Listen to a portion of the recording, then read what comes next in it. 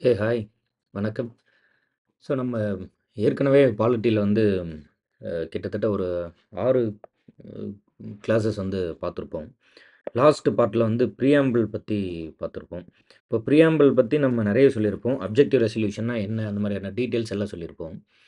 அது இல்லாம லைக் வந்து ப்ரியாம்பிள்ல இருக்கக்கூடிய சில முக்கியமான வார்த்தை, சில அமெண்ட்மெண்ட்ஸ், சில கேஸஸ் இது மாதிரியான விஷயத்த பத்தி எல்லாம் போன வீடியோல நம்ம வந்து பார்த்துருந்தோம்.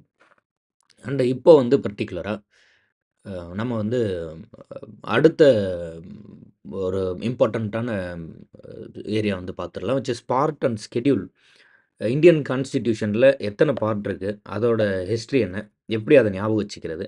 இந்தியன் கான்ஸ்டிடியூஷன்ல இருக்க நம்பர் ஆஃப் ஸ்கெட்யூல்ஸ் என்ன? அண்ட் அதோட ஹிஸ்ட்ரி என்ன? அத எப்படி ஞாபகம் வச்சுக்கிறது?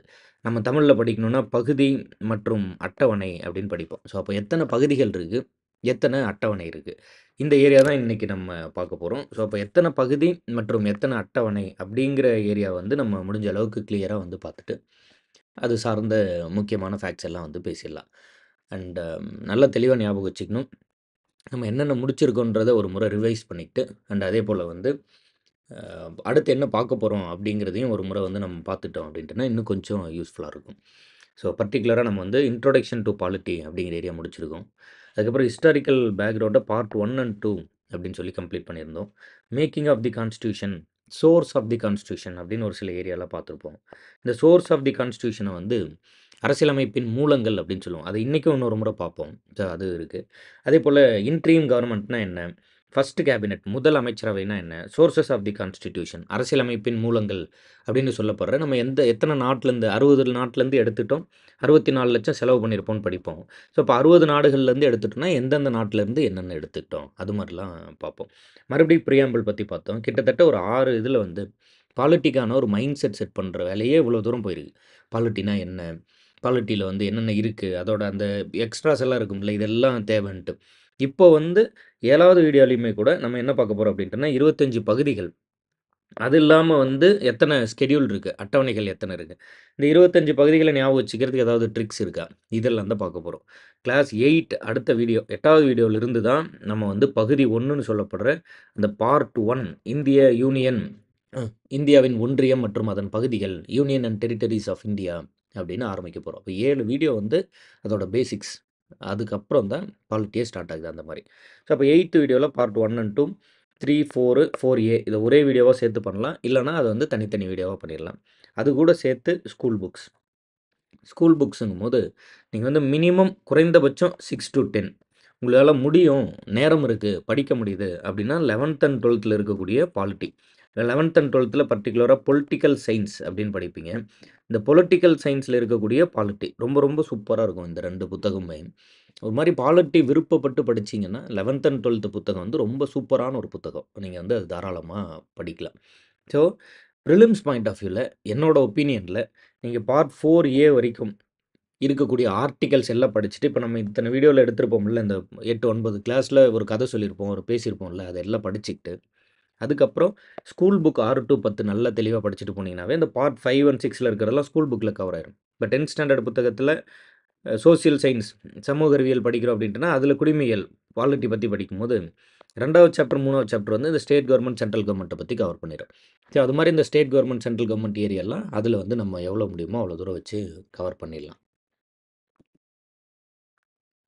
ஸோ, அப்போ ஒரு பிரிலிம்ஸ் பாயிண்ட் ஆஃப் வியூல நீங்க படிக்கிறீங்க அப்படின்ட்டுனா, இதுவே போதுமானது. அதாவது இந்த பார்ட் 4A வரைக்கும் இருக்கக்கூடிய இருக்கக்கூடிய முக்கியமான ஆர்டிகல்ஸ் எல்லாம் படிச்சிறது. பார்ட் 1, 2, 3, 4, 4A வரைக்கும் இருக்கக்கூடிய முக்கியமான ஆர்டிகல்ஸ் எல்லாத்தையுமே படிச்சிறது. சொல்லப்போனா 4A வரைக்கும் இருக்கக்கூடிய எல்லா ஆர்டிகளும் மனப்பாடத்துல இருக்கணும். அதுக்கப்புறம் முக்கியமான ஆர்டிகள் இருக்கும் இல்லையா? அதெல்லாம் வந்து ஸ்கூல் புக் படிக்கும்போது, ஸ்கூல் புக்ல பேசக்கூடிய முக்கியமான ஆர்டிகல்ஸ் எல்லாத்தையும் எடுத்து படிச்சுக்கிறது. அப்புறம் இந்த பாலிட்டி ஆரம்பிக்கிறதுக்கு முன்னாடி இருந்த வரலாறு, என்ன நடந்தது அப்படிங்கிற இந்த பேசிக்ஸ் வந்து நல்லா ஸ்ட்ராங்கா படிச்சுக்கிறது. இதில நெறைய முறை கேள்வி கேட்டுக்கிட்டே இருக்காங்க. பிலிம்ஸ் பாயிண்ட் ஆஃப் வியூல போகும்போது இந்த அண்டர்ஸ்டாண்டிங் வந்து ரொம்ப ரொம்ப முக்கியம். அதுக்கப்புறம் ஃபேக்சுவல் டேட்டால இந்த ஏரியா.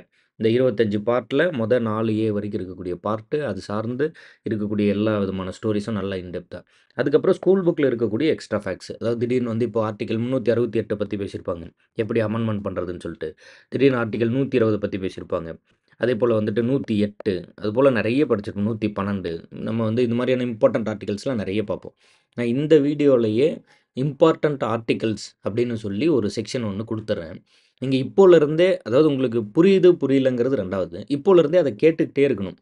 லைக் இந்த ஆர்டிக்கிள் நம்பர், இந்த ஆர்டிக்கிள் நம்பர், இந்த ஆர்டிக்கிள் நம்பர் திரும்ப, திரும்ப, திரும்ப, திரும்ப அத கேட்டுக்கிட்டே இருக்கும்போது, நமக்கு வந்து ஓகே இந்த ஆர்டிக்கிள் நம்ம படிச்சிருக்கோம் அப்படின்னு ஒரு ஞாபகம் வந்துரும். ஸோ, அதனால இந்த வீடியோல இருந்தே ஆரம்பிச்சிடலாம்.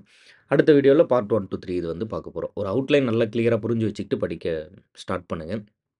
அண்ட் முடிஞ்ச அளவுக்கு வந்து ஸ்கூல் புக்க இப்பயே ஸ்டார்ட் பண்ணிருங்க. நம்மளே வந்து 10த் ஸ்டாண்டர்ட் சோசியல் சயன்ஸ் புத்தகத்தில பாலிட்டி வந்து ஸ்டார்ட் பண்ணிட்டோம். ஸோ 10த் ஸ்டாண்டர்ட் சோசியல் சயன்ஸ் புத்தகத்தில பாலிட்டி ஃபர்ஸ்ட் சாப்டர் முடிச்சாச்சு. இன்னைக்கு வந்து உங்களுக்கு 2ண்ட் அண்ட் 3ர்ட் சாப்டர் வீடியோலாம் ரிலீஸ் ஆயிடும். ஸோ தட் 10த் ஸ்டாண்டர்ட் பாலிட்டி புத்தகத்திலிருந்து படிக்க ஆரம்பிச்சுருங்க. நீங்க இன்னும் வேகமா படிக்கிறீங்கன்னா கூட வேகமா படிச்சுக்கிட்டு வந்துருங்க. நம்ம அந்த வீடியோ போடுற வரைக்கும் வெயிட் பண்ணாதீங்க. 1 முறை 2 முறை வந்து வாசிச்சு வச்சுட்டு, அதுக்கப்புறம் வீடியோ பார்த்தீங்கன்னா, இன்னும் உங்களுக்கு நல்லா புரியும். நீங்க வந்து ஒரே ஒரு தரம் புத்தகத்த படிக்கிறதுனால அது மனப்பாடம் ஆயிட போறதில்ல. அதனால அத நம்ம திரும்ப திரும்ப படிக்க போறோம். கண்டிப்பா அத ரிவைஸ் பண்ண போறோம். புரியுதோ புரியலையோ ஒரு தடவ அந்த புத்தகத்த வச்சுக்கிட்டு விரல் வச்சு அப்படியே வாசிச்சுக்கிட்டே வந்துர வேண்டியது தான். அதுக்கு மேல அதில நம்ம வந்து 2வது முறை படிக்கும்போது, 3வது முறை படிக்கும்போது நல்லா புரிஞ்சுக்கலாம். ஃபர்ஸ்ட்டு ஒரு முறை வாசிங்க அவ்வளோதான். ஸோ விருப்பம் இருந்ததுன்னா முன்னாடியே வாசிச்சு வச்சுருங்க. சரி ஓகே டன். ஸோ இன்னைக்கான கிளாஸ் டீட்டெயில்ஸ் வந்து நம்ம பார்க்கலாம். நம்ம ஏற்கனவே சொல்லியிருந்தோம். இன்னைக்கு கிளாஸ்ல பர்ட்டிகுலரா வந்து அரசியலமைப்பின் பகுதிகள், அட்டவணை, முக்கிய விதி, சரத்து, அரசியலமைப்பின் மூலங்கள் இந்த ஏரியா பத்திலாம் பார்க்க போறோம். நம்ம கொஞ்சம் மெயின்ஸ்ன்னு சொல்லி இந்த 4A வரைக்கும் முடிச்சுட்டு, அதுக்கப்புறம் மெயின்ஸ் பாயிண்ட் ஆஃப் வியூல கொஞ்சம் பாலிட்டி வந்து நம்ம படிக்க போறோம். அப்போ படிக்கும்போது இந்த ஸ்கெட்யூல்ஸயே இன்னும் கொஞ்சம் நான் டிஃபரெண்ட்டா எக்ஸ்ப்ளைன் பண்றேன். டிஃபரெண்ட் இன் த சென்ஸ் இன்னும் கொஞ்சம் இன் டெப்த்தா எக்ஸ்ப்ளைன் பண்ணலாம். இப்ப நம்ம படிப்போம். ஒரு பர்ட்டிகுலரான ஒரு ஒரு ஸ்கெட்யூல் படிக்கிறோம், ஒரு ஆர்டிக்கிள் படிக்கிறோம்னு வச்சுக்கோங்களேன். அத பத்தி பேசுறதுக்கு இப்ப நம்ம ஸ்கெட்யூல் 9 பத்திலாம் பேசிக்கிட்டே இருக்கலாம். அவ்ளோ இருக்கு. தமிழ்நாட்டோட ரிசர்வேஷன் பத்தி அதில வந்து நம்ம இது பண்ணியிருப்போம். ஐஆர் கொகிலோ வழக்குல அது என்ன நடந்தது, என்ன அந்த மாரிலாம் நெறைய பேசலாம். ஸோ, ஒன் பை ஒன்னா பேசுவோம். இப்பவே போட்டு எல்லாத்தையும் டம்ப் பண்ண வேண்டாம். அதனால நீங்க வேற எங்கேயாவது படிக்கும்போது ஸ்கெட்யூல் 4 அண்ட் 5 பத்தி உங்களுக்கு வந்து ஸ்கெட்யூல் 9 பத்தி, ஸ்கெட்யூல் 7 பத்திலாம் நெறைய சொல்லியிருப்பாங்க. ஸோ, அது என்ன அவ்ளோ இருந்தது, இங்க எதுவும் காணோமே அப்படின்னு நெனைக்காதீங்க. இப்போ வந்து அந்த ஸ்கெட்யூல் பேர் என்ன? அந்த ஷார்ட்கட்டோட முடிச்சுக்கலாம். இன்னும் இன் டெப்த்தா பேசுவோம். நெறைய இருக்கு. இதில பேசுறதுக்கு பாலிட்டி வந்து முடிச்சுட்டேன்னு சொல்லி நம்ம சொல்லவே முடியாது. அவ்ளோ இருக்கு படிக்கிறதுக்கு. இதில வந்து நீங்க கத்துக்கிறதுக்கு. சூப்பரா இருக்கும். சப்ஜெக்ட் வந்து அவ்ளோ நல்லாருக்கும். கொஞ்சம் கொஞ்சமா படிக்கலாம். நிதானமா இருங்க. பொறுமையா ஒன் பை ஒன்னா படிச்சுட்டு வந்துரலாம். சரி ஓகே டன். இப்போ constitution of India at a glance அப்படின்னு சொல்லிட்டு லக்ஷ்மிகாந்த் புத்தகத்தில குடுத்துருப்பாங்க. அதிலிருந்து தான் நம்ம இத எடுத்துட்டோம். அப்படியே டைரக்ட்டான ஸ்கிரீன்ஷாட் இது. பார்த்துக்கலாம். படிச்சுருவோம். ஸோ, இப்போ இந்திய அரசியலமைப்போட பகுதிகள்ல ஃபர்ஸ்ட்டு ஒரு 4 பகுதி. 4ங்கிறது 5 வரைக்கும் கூட வச்சுக்கோங்க. எந்த விதமான ஷார்ட்கட்டும் இல்லாம நீங்க வந்து அப்படியே வந்து ஞாபகம் வச்சுக்கணும். அப்ப என்னது? ஃபர்ஸ்ட்டு பார்ட் என்னது? இந்திய அரசு மற்றும் அதன் பகுதிகள். இந்திய அரசு மற்றும் அதன் பகுதிகள். Union and its territory. 2வது சிட்டிசன்ஷிப். 3வது ஃபண்டமெண்டல் ரைட்ஸ். 4வது directive principles of state policy. டிபிஎஸ்பின்னு சொல்லுவோம். 4A ஒரு அமெண்ட்மென்ட் இது. 42வது சட்ட திருத்தம். 4A fundamental duties. 5வது வந்து யூனியன் கவர்ன்மென்ட். அப்படியே தமிழ்ல சொல்லணும்னா, இந்திய அரசு மற்றும் அதன் பகுதிகள், குடியுரிமை, அடிப்படை உரிமைகள், அரசுக்கு வழிகாட்டும் நெறிமுறை கோட்பாடுகள், அதுக்கடுத்ததுல அடிப்படை கடமைகள், அதுக்கப்புறம் ஒன்றிய அரசு. இத வந்து சில சாப்டர்ஸா பிரிச்சிருப்போம். லக்ஷ்மிகாந்த் புக்ல இருந்து நம்ம இந்த ஸ்கிரீன்ஷாட் எடுத்துக்கிறதுக்கான காரணம் என்ன அப்படின்ட்டுனா, இந்த சாப்டர்ஸ வந்து கவனிச்சுக்கிறதுக்காக தான். சாப்டர்ஸா நீங்க ஞாபகம் வச்சுக்க தேவையில்ல. ஈஸியா வந்துட்டு ஒரு மாதிரி ஒரு ஒரு அட்லீஸ்ட் அந்த வரிசையா ஞாபகம் வச்சுக்கிட்டீங்கனாவே போதும். நான் இதையே ஞாபகம் வச்சுக்கிறதுக்கான ஒரு ஷார்ட்கட் வீடியோவா ஏற்கனவே ஒண்ணு பண்ணியிருப்பேன். அந்த வீடியோவோட லிங்க் வந்து நான் உங்களுக்கு டிஸ்கிரிப்ஷன்ல தரேன். நீங்க அத வந்துட்டு ஒரு முறை கிளிக் பண்ணி பார்த்து ரொம்ப வருஷத்துக்கு ஒரு 2, 3 இயர்ஸ் முன்னாடி பண்ண ஒரு வீடியோ தான் அது. நீங்க வந்து அந்த வீடியோ ஒரு முறை பார்த்தீங்கன்னா, இன்னும் கொஞ்சம் அதில அந்த அந்த வரிசை பத்தி சொல்லியிருப்போம். ஒரு முறை நீங்க பார்க்கலாம். பட் இங்க வந்து சாப்டர்ஸா படிக்கணும். எப்படின்னா, பார்ட் 5 யூனியன் கவர்ன்மென்ட் அப்படிங்கிற அந்த பகுதி 5ல சில சாப்டர்ஸா பிரிச்சிருக்கோம். எடுத்துக்காட்டா சாப்டர் 1 எக்ஸிக்யூட்டிவ்ஸ் பத்தி பேசுறோம். நிர்வாகம். சாப்டர் 2 இதில வந்து பாராளுமன்றம் பத்தி பேசுறோம். Chapter 3 legislative powers of the president. குடியரசுத் தலைவரோட சட்டமன்ற அதிகாரங்கள் அப்படின்னு நம்ம படிப்போம். நம்ம வந்து லெஜிஸ்லேட்டிவ் பவர் சட்டமன்ற அதிகாரங்கள். எத்தனாவது ஆர்டிகிள்? ஆர்டிகிள் 123. அதுபோல சாப்டர் 4 ஒன்றிய நீதித்துறை. சுப்ரீம் கோர்ட் பத்தி படிக்கிறது. Chapter 5 comptroller and auditor general of India.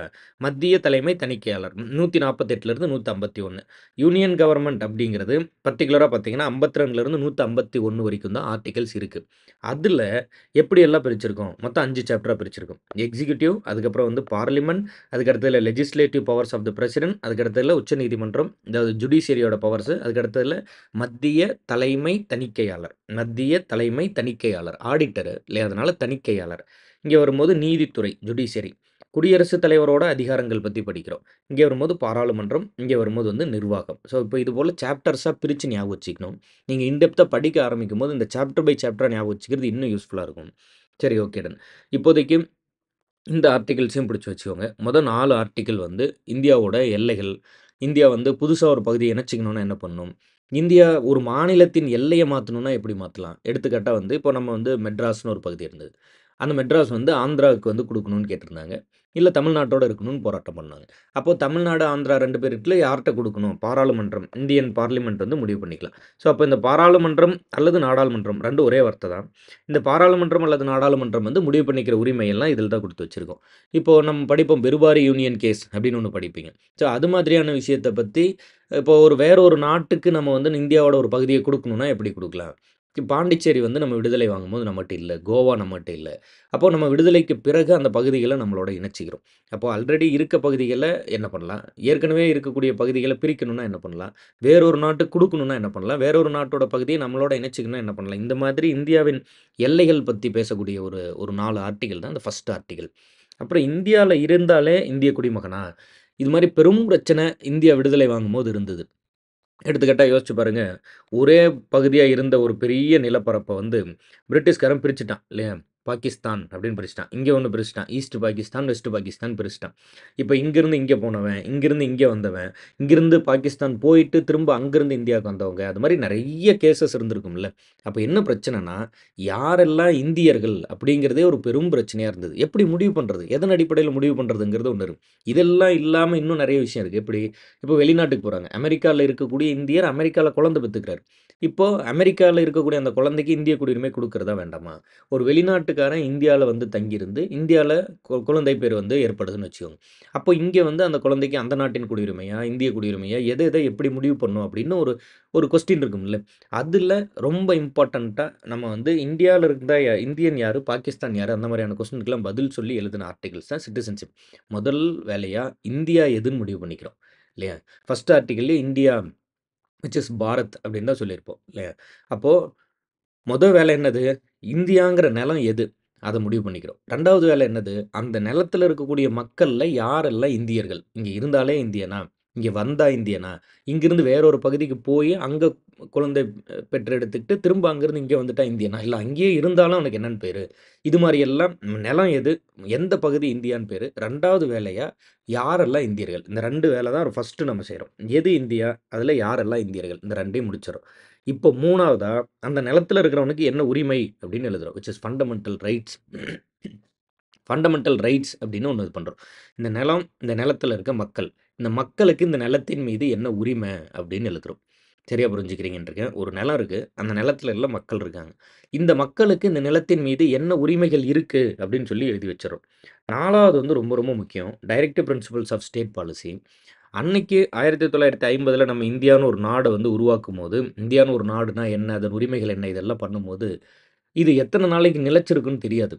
பிரிட்டிஷ்காரனே வந்து விடுதலை குடுக்கும்போது, இந்தியான்னு ஒரு நாடு நிலையா இருக்குமா? அப்படின்னு தெரியாம ஒரு சந்தேகத்தில தான் குடுத்துட்டு போறான். ஏன்னா, நெறைய வேறுபட்ட கலாச்சாரம், வேறுபட்ட மொழி குடும்பங்கள், இதெல்லாம் இருக்கும்போது, இந்த டைவர்சிட்டி இருக்கும்போது அடிச்சுட்டு இறந்து போயிடுவான் அப்படின்னு நெனைக்கிறான். ஆனா, அப்படி இல்லாம நம்ம ஒற்றுமையா வாழ்ந்துட்டோம். கிட்டத்தட்ட ஒரு 75 ஆண்டுகளுக்கு மேல இந்தியா வந்து ஒரே நிலமா வந்து நிலைச்சிருச்சு. அதனால தான் வேற்றுமையில் ஒற்றுமை, யுனைட்டி இன் டைவர்சிட்டி அப்படின்னு நம்ம வந்து படிப்போம். But okay. அப்படியெல்லாம் இருக்கும்போது, அன்னைக்கு நெறைய ஸ்ட்ரகிள்ஸ் இருக்கும்போது, எல்லா விஷயத்தையும் நம்மளால இம்ப்ளிமெண்ட் பண்ணிற முடியல. அதனால சில விஷயத்த நம்ம அட்வைஸா எழுதி வச்சுட்டு போனோம். வருங்காலத்தில இந்தியா வந்து ஒரு நல்ல ஒரு பலமான, வளர்ந்த நாடாக, இந்த வேலைய செய்யக்கூடிய பொருளாதார பலமோ, செய்யக்கூடிய அதிகார பலமோ வந்து இந்தியால ஸ்டேபிளா இருக்கும்போது, நீங்க வந்து இந்த விஷயத்த இம்ப்ளிமெண்ட் பண்ணுங்கன்னு சொல்லி, the forefathers of the constitution அரசியலமைப்பை உருவாக்கியவர்கள் வந்து சில அறிவுரைகளே எழுதி வச்சுட்டு போறாங்க. இதில நல்ல கிளியரா என்ன புரிஞ்சுக்கணும்னா, இதெல்லாம் அறிவுரைகள், டைரக்டிவ் பிரின்சிபிள்ஸ். அறிவுரைகள் வந்து they are not justiciable by the court. அப்படின்னா என்னன்னா, இத கண்டிப்பா நடைமுறைப்படுத்துங்க அப்படின்னு கோர்ட் வந்து அரசுக்கு கட்டளையிட முடியாது. ஃபண்டமெண்டல் ரைட்ஸ கண்டிப்பா நடைமுறைப்படுத்துங்க அப்படின்னு சுப்ரீம் கோர்ட் வந்து மற்ற அரசுகளுக்கு கட்டளை இடலாம். அத மீறக்கூடாது. அதன் பாதுகாவலனாக சுப்ரீம் கோர்ட்டே இருக்கும். அந்த மாரிலாம் நம்ம படிப்போம். ஆனா டைரக்டிவ் பிரின்சிபிள்ஸ் அப்படிங்கிறது they are advisory in nature. அப்படின்னா என்னது? அறிவுரை தான் சொல்லுது. இப்ப நம்ம சொல்லுவோம்ல, நமக்கு யாராவது ஒரு அறிவுரை சொல்றாங்கன்னா என்னது? கேட்டா கேட்கலாம், இல்லன்னா இல்ல. அந்த மாதிரி ஒரு அறிவுரை தான் இந்த டிபிஎஸ்பி. அப்போ நிலம் எது? மக்கள் யாரு? இந்த மக்களுக்கு நிலத்தின் மீது என்ன உரிமை? 4வதா சில விஷயங்கள இன்னைக்கு இம்ப்ளிமெண்ட் பண்ண முடியலனா கூட வருங்காலத்தில இம்ப்ளிமெண்ட் பண்ணுங்க அப்படின்னு சில சஜஷன்ஸ். அடுத்து 4 ஃபண்டமெண்டல் டியூட்டீஸ். இது பின்னாட்கள்ல அமெண்ட்மென்ட்டா கொண்டு வந்து சேர்த்துறோம். அதனால தான் இங்க 4 அப்படின்னு வருது. ஏன்னா நம்ம 1, 2, 3 நம்பர் போட்டு வந்துட்டோம். 1, 2, 3, 4 நம்பர் போட்டு வந்தாச்சு. நம்பர் மாத்த முடியாதுல்ல. அதனால இங்க ஒரு அமெண்ட்மென்ட்ன்னு சொல்லி ஏன்னு ஆட் பண்ணிக்கிறோம். ஸோ இப்போ 4 ஒரே ஒரு ஆர்டிக்கிள் தான் ஆட் பண்ணியிருப்போம். அந்த ஒரு ஆர்டிக்கிள் என்னன்னா 51 அதுக்குள்ள நம்ம வந்து ஃபண்டமெண்டல் டியூட்டீஸ் படிப்போம். எடுத்துக்காட்டா 51 of A, 51 of B, C, D, E, F, G, H, I, J, K வரைக்கும் படிப்பீங்க இல்லையா? ஸோ எத்தனை டியூட்டீஸ் இருக்கு? கடைசியா ஆட் பண்ண டியூட்டி என்ன? கேங்கிற டியூட்டி வந்து கடைசியா தான் ஆட் பண்ணியிருப்போம். ஸோ அதற்கு முன்னாடி என்ன இருந்தது? ஸ்வரன் சிங் கமிட்டி, ஜஸ்டிஸ் வெர்மா இது மாரி நெறைய பேர் படிப்போம். ஒண்ணு ஒண்ணா படிக்கலாம். ஸோ அதுக்கு அடுத்ததுல மத்திய அரசு. இப்போ இங்க படிக்கும்போது மத்திய அரசு படிச்சோம்னா, அடுத்து ஆப்வியஸா யார பத்தி படிக்க போறோம் அப்படின்ட்டுனா, மாநில அரச பத்தி படிப்போம். State government. அதுக்கு அடுத்ததுல இந்த 7 எதெல்லாம் ஸ்டேட்டுன்னு சொல்லி எழுதி வச்சிருந்தோம், அத நீக்கிட்டோம். அதுக்கு அடுத்ததுல யூனியன் டெரிட்டரி, அதுக்கு அடுத்ததுல பஞ்சாயத்து, முனிசிபாலிட்டி, கோஆப்பரேட்டிவ் சொசைட்டி.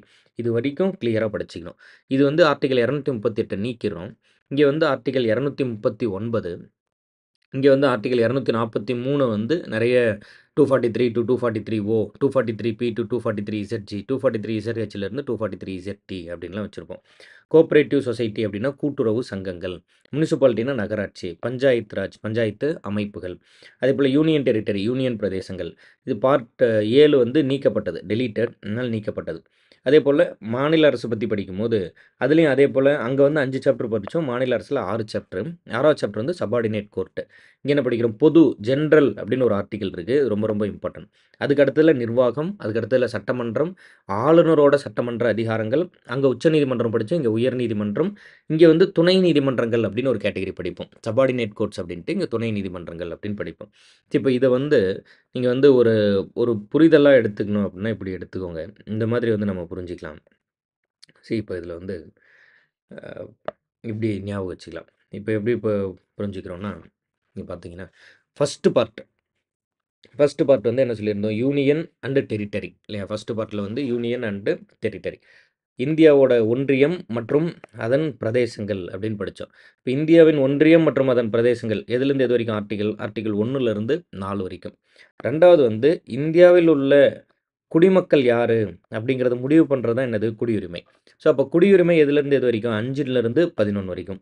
3வது இந்த மக்களுக்கு இந்த மண்ணின் மேல என்ன உரிமைன்னு படிக்கிறோம்? அடிப்படை உரிமைகள். Fundamental rights. ஃபண்டமெண்டல் ரைட்ஸ் எங்கிருந்து ஆரம்பிக்குது? 12லிருந்து 35 வரைக்கும். ஆர்டிகிள்ஸ் வந்துட்டு ஞாபகம் வச்சுக்கணும். இதெல்லாம் நீங்க வந்து திரும்ப திரும்ப படிக்க மனப்பாடம் ஆகி போயிடும். இது வந்து ஸ்பெஷலா நீங்க வந்து இதற்குன்னு ஸ்டெப் எடுத்து மனப்பாடம் பண்ண வேண்டிய தேவை இருக்காது. ஆனா கூட படிக்கணும். அது வந்து மாற்று கருத்தே இல்ல. 4வது வந்து டிபிஎஸ்பி. சில அட்வைஸ் நம்ம வந்து எழுதி வச்சிருக்கோம்னு படிச்சோம். 4 இதெல்லாம் ரோமன் லெட்டர் எழுதணும். நான் 1, 2, 3ன்னு எழுதிட்டு வரேன். அந்த தப்பு பண்ணாதீங்க. 4 வந்து ஃபண்டமெண்டல் டியூட்டீஸ் அடிப்படை கடமைகள். அடிப்படை கடமைகள்ல ஒரே ஒரு ஆர்டிகிள் இருக்குன்னு படிச்சோம். அது என்னது? 51 அப்ப இங்க எதுல முடிஞ்சிருக்கும்? 51. இங்க எதுல ஆரம்பிக்குது? 36. 36லேருந்து 51 வரைக்கும் நமக்கு வந்து இந்த டிபிஎஸ்பி. அதுக்கு அடுத்ததுல 5வது பார்ட். இதுல வந்து மத்திய அரச பத்தி அதாவது ஒன்றிய அரச பத்தி பேசுறோம். Union government. யூனியன் கவர்ன்மென்ட்ட பத்தி ஆர்டிகிள் எங்க ஆரம்பிக்கும் அப்டின்ட்டுனா, அதாவது 52லிருந்து இப்போ இது பார்த்தீங்கன்னா, கரெக்ட்டா 100 ஆர்டிக்கிள். ஆனா அந்த 151ன்னு முடிஞ்சிரும். அந்த பார்ட் மட்டும் நீங்க நல்லா ஞாபகம் வச்சுக்கணும். அதேபோல ஸ்டேட் கவர்ன்மென்ட் ஆரம்பிக்கும்போது, இந்த 6த் பார்ட் ஆரம்பிக்கும்போது, 7த் பார்ட்ட நீக்கிட்டோம்னு சொல்லியிருந்தேன். 7த் பார்ட்ல நீக்குன ஒரே ஒரு ஆர்டிகிள் என்னன்னா, 238. 7த் பார்ட்ல ஒரே ஒரு ஆர்டிகிள நீக்கியிருக்கோம். அந்த நீக்கியிருக்க ஒரே ஒரு ஆர்டிகிள் என்னன்னா, 238. இங்க 238ல முடியுதுன்னா, இந்த ஒரே ஒரு ஆர்டிகிள் இத நீக்கிட்டோம் அப்டின்னா, இங்க எதுல இருக்கும்? 237ல இருந்திருக்கும். அப்ப இங்க எதுல ஆரம்பிச்சிருக்கும்? 152ல ஆரம்பிக்கும். இங்க எதுல முடியும்? 151ல முடியும். ஸோ அந்த அந்த ரேஷியோ வந்து நீங்க கிளியரா புரிஞ்சுக்கிட்டீங்கனாவே, உங்களுக்கு கொஞ்சம் ஈஸியா இருக்கும். இங்க பார்த்தீங்கன்னா, இந்த ஏரியா விட்டுருங்க. அதாவது இந்த சாப்டர்ஸா பிரிக்கிறது அதுக்கப்புறம் படிச்சுக்கோங்க. ஃபர்ஸ்ட்டு பாருங்க 1 டூ 4, 5 டூ 11, 12 டூ 35, 36லேருந்து 51, 51 ஏ அமெண்ட்மென்ட், அதுக்கு அடுத்ததுல 52 டூ 151, அதுக்கு அடுத்ததுல 52 டூ 151 பார்ட் 5, அதாவது மத்திய அரசு பத்தி. மாநில அரசுன்னு வரும்போது, அங்க 52 டூ 151, இங்க 152லேருந்து 237. ஒரே ஒரு ஆர்டிகிள நீக்கியிருக்கோம். நீக்கியிருக்க ஆர்டிகிள் வந்து 238. இந்த ஏரியாவ நல்லா கிளியரா நம்ம வந்துட்டு ஞாபகம் வச்சுக்கணும். அதுக்கு அடுத்ததுல இங்க பார்ட் 7 வரைக்கும் வந்துருச்சு. ரொம்ப சிம்பிளா யூனியன், அதுக்கப்புறம் சிட்டிசன்ஷிப், அதுக்கடுத்து ஃபண்டமெண்டல் ரைட்ஸ், அதுக்கடுத்து டிபிஎஸ்பி, அதுக்கடுத்ததுல வந்து ஃபண்டமெண்டல் டியூட்டி, அதுக்கடுத்து யூனியன் கவர்ன்மென்ட், மத்திய அரசு. ஒன்றிய அரசு, மத்திய அரசு நம்ம சும்மா சொல்லிக்கிற பேச்சு வழக்குல சரியான வார்த்தை வந்து ஒன்றிய அரசு. அதுக்கு அடுத்ததுல வந்துட்டு ஸ்டேட் கவர்ன்மென்ட், மாநில அரசு. அதுக்கடுத்து 8ல வந்து யூனியன் டெரிட்டரி. 8வதா நம்ம படிக்கிறது வந்து யூனியன் டெரிட்டரிஸ் பத்தி படிக்கிறோம். 9, 9 ஏ, அதுக்கப்புறம் 9 பி இதெல்லாம் அமெண்ட்மென்ட். அப்புறம் 10ன்னு வச்சுக்கோங்க. 9ல விச் இஸ் 9வதுல பஞ்சாயத்து ராஜ். 9வது பார்ட் 9வது பகுதியில பஞ்சாயத்து ராஜ். 9ஏல முனிசிபாலிட்டி, நகராட்சி. 9பில கோஆப்பரேட்டிவ் சொசைட்டி. இந்த 9, 9ஏ, 9பி பஞ்சாயத்து, நகராட்சி, கோஆப்பரேட்டிவ் சொசைட்டி கூட்டுறவு சங்கங்கள். இதில ஒரு ஆர்டிகிள பிடிச்சிட்டு ஏகப்பட்ட அமெண்ட்மென்ட் பண்ணி வச்சிருப்போம். அந்த ஒரு ஆர்டிகிள் என்னது 243. 243லேருந்து 243 ஓ இதுவரைக்கும் ஒரு பஞ்சாயத்து பத்தி பேசுது. 243 B, B as in Palani இல்லையா? 243 பிலேருந்து 243 இசட்ஜி வரைக்கும், இசட்ஜி வரைக்கும் நகராட்சி. ஒண்ணும் இல்ல. இப்ப ஏபிசிடி எழுதிக்கிட்டே வரோம். ஏபிசிடி இசட் வரைக்கும் போயிடுது. அதுக்கு அடுத்த ஆர்டிகிள் என்னது? ஏபிசிடில இசட் வரைக்கும் வந்துடுச்சா? இசட்ஏ, இசட்பி, அதாவது இசட் வரைக்கும் வந்துடுச்சு. அடுத்த ஆர்டிகிள் என்னது? இசட்ஏ, இசட்பி அப்படின்னு சொல்லி மறுபடியும் ஏபிசிடி எழுத ஆரம்பிச்சிரும். அப்படிதான் ஜி வரைக்கும் வந்து சேருது. கோஆப்பரேட்டிவ் சொசைட்டி கூட்டுறவு சங்கங்கள் பொறுத்தவரைக்கும் 243, இங்க இசட்ஜி, ஜி இருக்கு. ஜிக்கு அடுத்து என்னது? ஜிஹெச். அதுக்கு அடுத்து 243 இசட் ஹெச் வரைக்கும் இருக்கும். இங்க Z D as in Tamil Nadu. அது வரைக்கும் வந்து வந்துரும். இது வந்துட்டு ஒரே ஒரு ஆர்டிகிள் 243ங்கிற ஆர்டிகிள புடிச்சு இவ்ளோ அமெண்ட்மென்ட் பண்ணியிருக்கோம். அதனால இந்த ஆர்டிகிள் மறக்காதுல்ல. அது நல்லா ஞாபகம் வச்சுக்கலாம். அப்போ இங்க எதுல முடிஞ்சிருக்கும் அப்டின்னா, அதாவது இங்க வந்து யூனியன் டெரிட்டரி எதுல முடிஞ்சிருக்கு? இங்க 243ல ஆரம்பிக்குதுன்னா, யூனியன் டெரிட்டரி 242ல முடிஞ்சிருக்கும். அப்போ இங்க இந்த ஆர்டிகிள் எதுல ஆரம்பிக்கும்னா, இங்க எதுல முடிச்சிருக்கும்? 7வது பார்ட் 238. அப்ப 8வது பார்ட் ஆரம்பிக்கும்போது 239. ரொம்ப சிம்பிள் தான். 10 பார்ட்டுக்கு நம்ம வந்து ஆர்டிகிள் ஈஸியா மனப்பாடம் பண்ணிக்கலாம். நம்ம ஏற்கனவே சொல்லியிருந்தோம். யூனியன் டெரிட்டரி, அதுக்கப்புறம் எது நிலம்? யூனியன் டெரிட்டரி இல்ல. Union and its territory. இந்திய ஒன்றியங்கள். இந்தியாவோட நிலம். அதுக்கப்புறம் யாரெல்லாம் அந்த நிலத்தில இருக்கலாம்? சிட்டிசன்ஷிப். அந்த நிலத்தில இருக்கிறவனுக்கு அந்த நிலத்து மேல என்ன உரிமை? Fundamental rights. நீங்க அப்படியே கூட படிச்சுட்டு வந்துரலாம். Union and territory, citizenship, fundamental rights, DPSP, அதுக்கப்புறம் வந்து பார்ட் 4ஏ ஃபண்டமெண்டல் டியூட்டீஸ், அதுக்கப்புறம் மத்திய அரசு, யூனியன் கவர்ன்மென்ட், அதுக்கப்புறம் மாநில அரசு, ஸ்டேட் கவர்ன்மென்ட். இப்ப இந்த யூனியன் கவர்ன்மென்ட், அதுக்கு அடுத்து ஸ்டேட் கவர்ன்மென்ட். இதுக்கு வந்து இந்த ஆர்டிகிள் எப்படி ஞாபகம் வச்சுக்கிறீங்க? 52ல ஆரம்பிக்குது யூனியன் கவர்ன்மென்ட்க்கு. அதே ஸ்டேட் கவர்ன்மென்ட்க்கு 152ல ஆரம்பிக்குது. 52, 152. கரெக்ட்டா 100 ஆர்டிகிள் இருக்கிறதுனால இது 151லயே முடிஞ்சு போயிரும். இங்க 152னா இங்க 151ல தானே முடிஞ்சிருக்கும். ஸோ அப்ப 52, 152. இங்க வந்து 151. இங்க 237ன்னு முடியும். ஏன்னா 238ங்கிற ஒரே ஒரு ஆர்டிகிள பார்ட் 7ல நம்ம நீக்கிட்டோம். படிப்போம். நம்ம வந்து இந்த மொழிவாரி மாநிலங்கள் பிரிப்புன்னு படிப்போம். பார்ட் 1ல படிக்கும்போதே. அப்போ மொழிவாரியா மாநிலங்கள பிரிக்கும்போது, இந்த பார்ட் 7ல வந்து நம்ம part A, B, C, D states அப்படின்னு சொல்லி வச்சிருந்தோம். அது தேவைப்படல. அதனால வந்து அத நீக்கிட்டோம். ஸோ அப்ப இந்த ஒரே ஒரு ஆர்டிகிள் நீக்கிட்டதுனால 238 வந்து இல்ல. அதுக்கடுத்து பார்ட்ஸ் 8ல வந்து யூனியன் டெரிட்டரி. இங்க 238னா இங்க 239ல யூனியன் டெரிட்டரி ஆரம்பிச்சிருக்கும். இந்த 243 வச்சு நம்ம நெறைய அமெண்ட்மென்ட் பண்றோம். பஞ்சாயத்து, நகராட்சி, கூட்டுறவு சங்கங்கள். 243 டூ 243 ஓ. அதுக்கடுத்து 243 பி, அதிலிருந்து 243 இசட்ஜி. அதுக்கடுத்து 243 இசட்ஹெச்லேருந்து 243 இசட்டி. இந்த 243ங்கிற ஆர்டிகிள நம்ம இவ்ளோ அமெண்ட்மென்ட் பண்ணதுனால இது மறக்காம ஞாபகம் வச்சுக்கிறோம். அப்போ இது 243னா இங்க எதுல முடிஞ்சிருக்கும்? 242ல முடிஞ்சிருக்கும். ஈவன் 10வது பார்ட்டுமே வந்து பட்டியல் மற்றும் பழங்குடியின பகுதிகள் பத்தி பேசுவோம். Scheduled caste and scheduled tribe ஏரியாஸ்ன்னு. இங்க 243ல முடியுதுன்னா, ஆப்வியஸா இங்க என்ன ஆர்டிகிள் இருக்கும்? 244. அது இல்லாம இன்னொரு ஆர்டிகிள் அமெண்ட்மென்ட்ல இருக்கும். 244 ஏ அப்படின்னு சொல்லி ஒரு ஆர்டிகிள் இருக்கும். ஸோ, 10 பார்ட்டு ரொம்ப சிம்பிள். ஈஸியா முடிச்சிடலாம். ஸோ, இவ்வளோ தான் இதில இருக்கக்கூடியது. 10வது பார்ட் பார்த்தீங்கன்னா பாருங்க, 10வது part scheduled caste and scheduled tribe areas. Scheduled and tribal areas. பட்டியல் மற்றும் பழங்குடியினருக்கான பகுதிகள். எத்தனாவது ஆர்டிக்கிள் 244 மற்றும் 244 ஏ. 244, 244 ஏ அப்படின்னு ஞாபகம் வச்சுக்கிறோம். ஸோ இங்கே பார்த்துருந்தோம் 243 டு 243 ஓ, நகராட்சியில் வந்து 243 அதுலேருந்து ZG வரைக்கும். இங்கே வந்து 243 ZHலேருந்து 243 ZT. ஒரே ஒரு ஆர்டிக்கிளை நீக்கிட்டோம். 238. அப்போது யூனியன் டெரிட்டரி பற்றி பேசும்போது 39லேருந்து 42. யூனியன் பிரதேசம், பஞ்சாயத்து ராஜ், நகராட்சி, கூட்டுறவு சங்கங்கள், பட்டியல் மற்றும் பழங்குடியின பகுதிகள். இதோட வந்து 10 பார்ட் முடிஞ்சது. நானே இப்போ ஒரு கிட்டத்தட்ட 2, 3 டைம் சொல்லியிருப்பேன். நீங்கள் நல்லா அதை காது கொடுத்து கிளியராக கவனித்து என்ன எழுதியிருக்கோங்கிறதையும் நல்லா கிளியராக கவனிச்சுக்கிட்டிங்கன்னா அது புரிஞ்சிக்கிறது ஈஸி. திரும்ப திரும்ப திரும்ப திரும்ப ரிவைஸ் பண்ணுறது தான் இங்கே நம்ம வந்து நல்லா ஞாபகம் வச்சுக்கிறதுக்கான ஷார்ட்கட்டு. அதனால முடிஞ்ச அளவுக்கு அதை ரிவைஸ் பண்ணி ப்ராப்பராக கேட்டு வச்சுக்கோங்க. பார்ட்டை மனப்பாடம் பண்ணணுமா அப்படின்னு கேட்டால் பண்ணணும். என்னோட ஒப்பீனியனில் நீங்கள் வந்து ஏதாவது ஒரு உங்களுக்கு தெரியாத ஆர்டிக்கல் கொடுக்குறாங்கன்னு வச்சுக்கோங்க. இப்போ வந்து 265ன்னு கொடுத்துறாங்க. 265ன்னு குடுத்துட்டு, இந்த 205வது ஆர்டிக்கிள் வந்து உங்களுக்கு வந்து சொத்துரிமை பத்தி பேசுது. இல்ல 265வது ஆர்டிக்கிள் வந்து ஆளுநர் பத்தி பேசுது. மாநில ஆளுநரோட அதிகாரத்த பத்தி பேசுது அப்படின்னு குடுத்து, இந்த கூற்று சரியா தப்பா அப்படின்னா, 265வது ஆர்டிக்கிள் வந்து இங்க வருது, ஃபினான்ஸ்ல வருதுன்னு தெரிஞ்சுக்கிட்டா, இப்ப இது ஆளுநர பத்தி பேசல அப்படின்னோ, அல்லது அது சார்ந்து ஏதாவது ஒரு டெசிஷன் எடுக்கிறதுக்கோ, ஒரு பேசிக்கா அது எத பத்தி பேசுதுங்கிற ஒரு ஐடியா கிடைக்கிறதுக்கு யூஸ்ஃபுல்லா இருக்கும். இண்டிவிஜுவலா படிக்கணும். பட் ஆனா கூட அந்த பார்ட்ஸ் வந்து it is very very must. நீங்க படிக்க, படிக்க அந்த பார்ட்டெல்லாம் மனப்பாடம் ஆகி போயிடும். அதான் இதோட அழகே. உங்களுக்கு இந்த ஷார்ட்கட்லாம் எதுவுமே தேவைப்படாது. அப்படியே டைரக்ட்டா ஞாபகம் இருக்கும். சரி, ஓகே.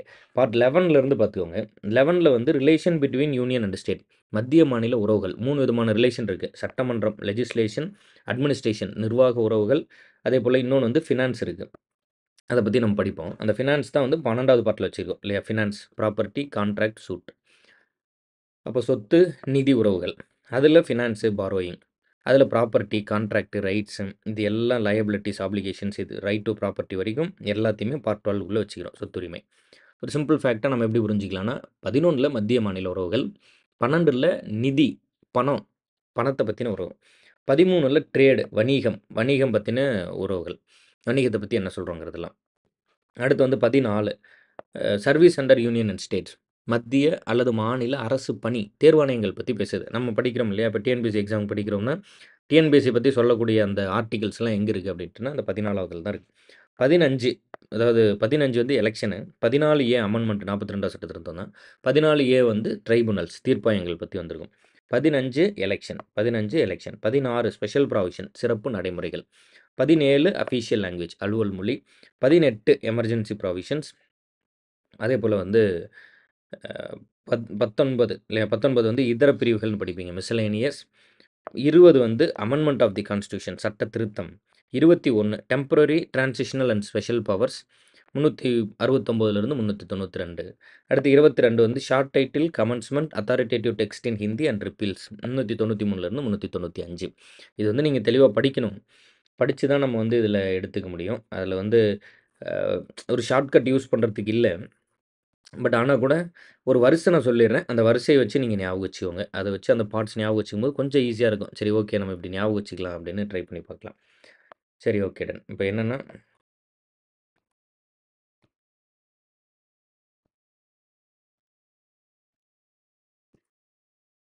ம். ஏன் இந்த ஆரோ மார்க் போ மாட்டேங்குதுன்னு தெரியல.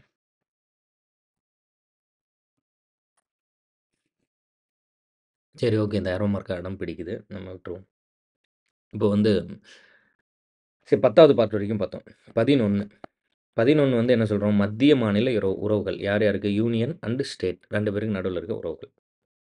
12 வந்து எது சம்மந்தமான உறவுகள் அப்படின்னா, சும்மா நம்ம ஒரு கதையா ஞாபகம் வச்சுக்கலாம். அது இந்த ஷார்ட்கட்லயே சொல்லியிருப்பேன்.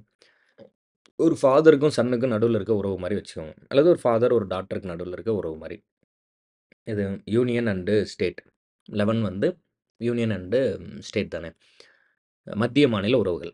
அத வந்து சும்மா ஒரு ஒரு அப்பா பையன், இல்ல அப்பா பொண்ணு இந்த மாரி ஏதோ ஒண்ணு. எதுல உறவு அப்படின்ட்டுனா பணம் வாங்கிக்கிறான். தொழில் பண்றதுக்காக பணம் வாங்குறான். பணம் வாங்கி என்ன பண்றான் அப்படின்ட்டுனா, பிசினஸ் பண்றான். என்ன மாதிரியான பிசினஸ் அப்படின்ட்டுனா, ட்ரேடு. வணிகம் பண்றான்னு வச்சுக்கோங்க. ட்ரேட் பண்றதுக்காக வாங்குறான். ட்ரேட்ல ஃபெயில் ஆகி போயிடுறான். அதனால அடுத்து என்ன பண்றான் அப்படின்ட்டுனா, பார்ட் 14 இல்லையா? 14ல என்ன பரீட்சை எழுத வந்துர்றான். அதாவது யுபிஎஸ்சி, யூனியன், சென்ட்ரல் அல்லது ஸ்டேட் எக்ஸாம்ஸ் ஞாபகம் வச்சுக்கோங்க. State public service commission, BSE அப்படின்னு படிப்போம். தேர்வாணையங்களுக்கு வந்துர்றான். அப்போ ஃபாதர் மற்றும் சன்னுக்கு இடையே இருக்க உறவு. எதுல உறவு? பணத்தில. அத வச்சு என்ன பண்றான்? பிசினஸ் பண்றான், ட்ரேடு. அதில தோத்து போயிட்ட பிறகு எதுக்கு வந்துடுறான் அப்படின்ட்டுனா, பரீட்சைக்கு படிக்க வந்துடுறான். பரீட்சையிலயும் தோத்துட்டான் அப்படின்ட்டுனா, எதுக்கு வந்துடுறான் அப்படின்ட்டுனா, எலக்ஷன். ஸோ, அப்போ பிசினஸ் பண்றான். பிசினஸ்ல தோத்துட்டான், பரீட்சைக்கு வரான். பரீட்சையிலயும் தோத்துட்டான் அப்படின்ட்டுனா, எலக்ஷனுக்கு வந்துடுறான். இதுக்கு நடுவுல அமெண்ட்மென்ட்டா நம்ம ஒண்ணு கொண்டு வந்திருக்கோம். அதான் என்ன அப்படின்ட்டுனா, ட்ரைபுனல்ஸ். ட்ரைபுனல்னா என்ன சொல்லியிருந்தோம்? தீர்ப்பாயம். ட்ரைபுனல்ஸ் அப்படின்னு சொல்லியிருந்தோம். ட்ரைபுனல்ஸ் அப்படின்ட்டுனா, தீர்ப்பாயங்கள் அப்படின்னு பேரு. அதுக்கு அடுத்து 16 16 வரும்போது, இப்ப எலக்ஷனுக்கு போம்போது, அவனுக்கு வந்து ஸ்பெஷல் ப்ராவிஷன் தேவைப்படுது. எலக்ஷனுக்கு போகும்போது சிறப்பு நடைமுறை, ஸ்பெஷல் ப்ராவிஷன். ஒரு ஒரு இதா சொல்லணும்னா, ரிசர்வேஷன் மாரி வச்சுக்கோங்களேன். இப்போ பிசினஸ் பண்ணி, பிசினஸ்ல தோத்து போய் எக்ஸாம் எழுதி, எக்ஸாம்லயும் தோத்து போய் எலக்ஷனுக்கு போகும்போது வயசாகி போயிடுது. அதனால அந்த ஏஜ வந்து சிறப்பு நடைமுறை, ஸ்பெஷல் ப்ராவிஷன் குடுக்க வேண்டியதா இருக்கு அப்படின்னு ஞாபகம் வச்சுக்கோங்க. சிறப்பு நடைமுறை. அதுக்கு அடுத்து 17 அங்க போய் மொழிய பத்தி பேசுறான் இல்லையா? அப்போ அஃபிஷியல் லாங்குவேஜ் அப்படின்னு மொழிய பத்தி பேசுறான். Official language. எலக்ஷனுக்கு போறான். எலக்ஷனுக்கு போம்போது வயசாகி போச்சு. அதனால ஸ்பெஷல் ப்ராவிஷன் சிறப்பு நடைமுறை தேவைப்படுது. அங்க போய் மொழிய பத்தி பேசுறான்னு வச்சுக்கோங்க. Official language. மொழிய பத்தி பேசினதுனால எல்லாம் சண்டை போட்டுக்கிறாய்ங்க. அப்ப சண்டை போட்டுக்கிறதுனால என்னன்னு வருது அப்படின்ட்டுனா, எமர்ஜென்சி. 18வது வந்து எமர்ஜென்சி அப்படின்னு வருது. அதுக்கப்புறம் 19 வந்து ரொம்ப ரொம்ப இம்பார்ட்டன்ட் இல்லையா? அத வந்து நம்ம இது பண்ணிக்க கூடாது. 19ல வந்துட்டு மிஸ்செலேனியஸ் இல்லையா? இதர அப்படின்னு படிப்போம். மிஸ்செலேனியஸ். மொழி இல்லாம மற்ற பிரச்சனைகள பத்தியும் சொல்றாங்க. வேற என்னென்ன பிரச்சனைலாம் இருக்குன்னு. அதுக்கடுத்து 20வது அமெண்ட்மென்ட். 20ல வந்து அமெண்ட்மென்ட். ஆர்டிகிள் 368 ரொம்ப ரொம்ப முக்கியம். அமெண்ட்மென்ட். அந்த குற்றத்த எல்லாம் அந்த என்னென்ன மிஸ்டேக்ஸ்லாம் இருந்ததோ, அத எல்லாத்தையும் திருத்திர்றாங்க. ஸோ, அப்போ இதுதான் கதை. அப்போ ஃபாதர் சன்னுக்கு நடுவுல ஒரு ரிலேஷனோவோ அல்லது ஏதாவது ஒண்ணு 2 பேருக்கு நடுவுல. பணத்தில ரிலேஷன். அத வச்சு பிசினஸ் பண்றான் ட்ரேடு. அத வச்சுட்டு ட்ரேடுல தோத்து போயிட்ட பிறகு பரீட்சைக்கு படிக்க வரான்.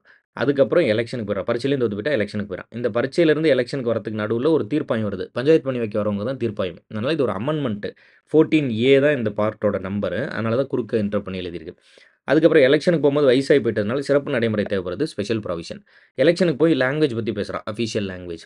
அதனால எமர்ஜென்சி வந்துருது. லாங்குவேஜ் பிரச்சனை மட்டும் இல்லாம மற்ற பிரச்சனைகள பத்தியும் பேசுறான் மிஸ்செலேனியஸ். அப்புறம் இதில என்னென்ன பிரச்சனைகள் இருந்ததோ அதெல்லாம் மாறிருது. Which is அமெண்ட்மென்ட்ஸ். அதுக்கடுத்து 21 பார்ட். அதுக்கடுத்து 22. 21ல வந்து டெம்பரரி தற்கால சிறப்பு நடைமுறைகள். Temporary special provisions. அதேபோல 22ல ஷார்ட் டைட்டில் கமென்ஸ்மென்ட் இல்லையா? ஷார்ட் டைட்டிலு, அதுக்கப்புறம் commencement, authoritative text in Hindi, அதுக்கப்புறம் ரிப்பீல்ஸ் இதெல்லாம் வந்து பார்ட் 22ல இருக்கு. இதெல்லாம் தான் இங்க நம்ம படிக்கிறோம். இப்போ ஃபர்ஸ்ட்டு இந்த வரிசை வரணும். அதுக்கப்புறம் இதில இருக்கக்கூடிய ஆர்டிகிள்ஸ் வரணும். ஆர்டிகிள்ஸும் ஈஸி தான். ஓரளவுக்கு கொண்டு வந்துரலாம். பட் ஃபர்ஸ்ட்டு இந்த வரிசைய நல்லா கிளியரா புரிஞ்சுக்கோங்க.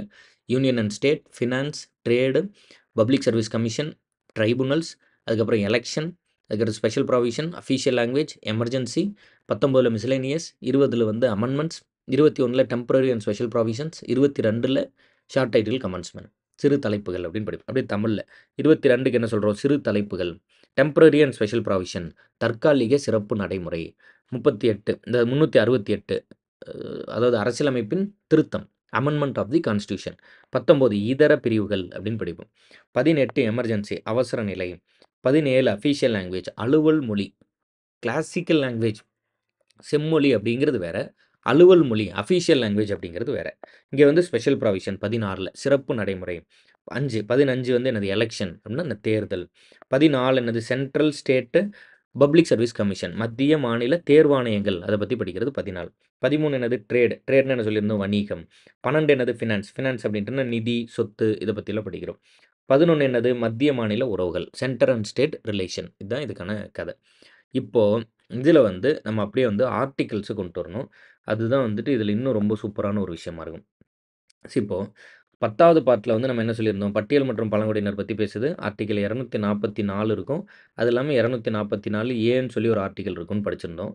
9 அதேபோல வந்து 9 அதேபோல 9 அப்படின்னு 3 இருக்கும். இந்த 3லயுமே ஒரு ஆர்டிகிள பிடிச்சு அமெண்ட்மென்ட் பண்ணியிருப்போம். அந்த ஒரு ஆர்டிகிள் தான் என்னதுங்க? 243. அப்ப 10வது பட்டியல் பழங்குடியினருக்கான பகுதிகள் ஏரியாஸ்ன்னு வரும்போது 244 மற்றும் 244 அப்ப ஆப்வியஸ்லி 11வது பார்ட் ஆரம்பிக்கும்போது 245ன்னு ஆரம்பிக்கும். ஸோ, அப்ப இதிலருந்து எவ்வளோ தூரம் பயணிக்கும்? என்ன? இந்த மாரிலாம் நம்ம படிக்கணும். இதில வந்து கொஞ்சம் ஷார்ட்கட் அப்படிங்கிறத தாண்டி நீங்க ஞாபகம் வச்சு தான் ஆகணும். அதுக்கு வந்து வேற வழி இல்ல. அந்த மாரி தான் வந்துட்டு இருக்கும். ஸோ, அப்போ பர்ட்டிகுலரா வந்து நம்ம இந்த 11வது பார்ட் எழுதும்போது 245லிருந்து 263 இந்த நம்பர் ஞாபகம் வச்சு தான் ஆகணும். அடுத்து ஃபினான்ஸ் வரும்போது 264 அதிலிருந்து 300 இந்த 300 வந்து ரொம்ப ரொம்ப முக்கியம். சொத்துரிமைன்னு ஒண்ணு இருக்கும்.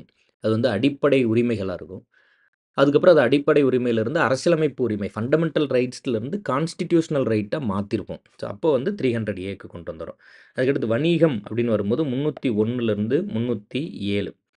இந்த பரீட்சைக்கு படிக்கிறது ரிலேட்டடான ஆர்டிக்கிள் வரும்போது 308லேருந்து 323. ஸோ அப்போ 23 வயசு வரைக்கும் பரீட்சைக்கு படிக்கிறான்னு வச்சுக்கோங்க.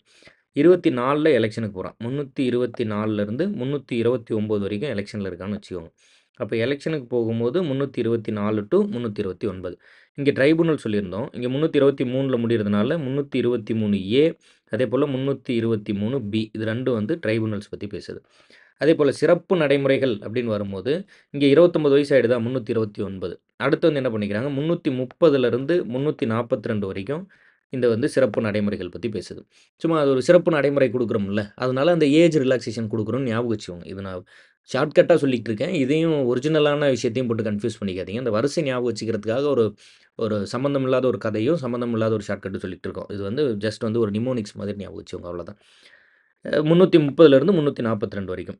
அப்புறம் அஃபீஷியல் லாங்குவேஜ் பற்றி பேசும்போது 343 டு 351. ஏன்னா எமர்ஜென்சி வரும்போது 352லேருந்து 360 வரைக்கும் எமர்ஜென்சி பற்றி பேசியிருப்போம். ரொம்ப ரொம்ப இம்பார்ட்டண்ட்டான ஆர்டிக்கிள் இதெல்லாம் 352லேருந்து. அதேபோல் இங்கே வரும்போது இந்த 20வது பார்ட் பற்றி பேசக்கூடிய ஆர்டிக்கிள் என்னது 368. ஒரே ஒரு ஆர்டிக்கிள் தான்.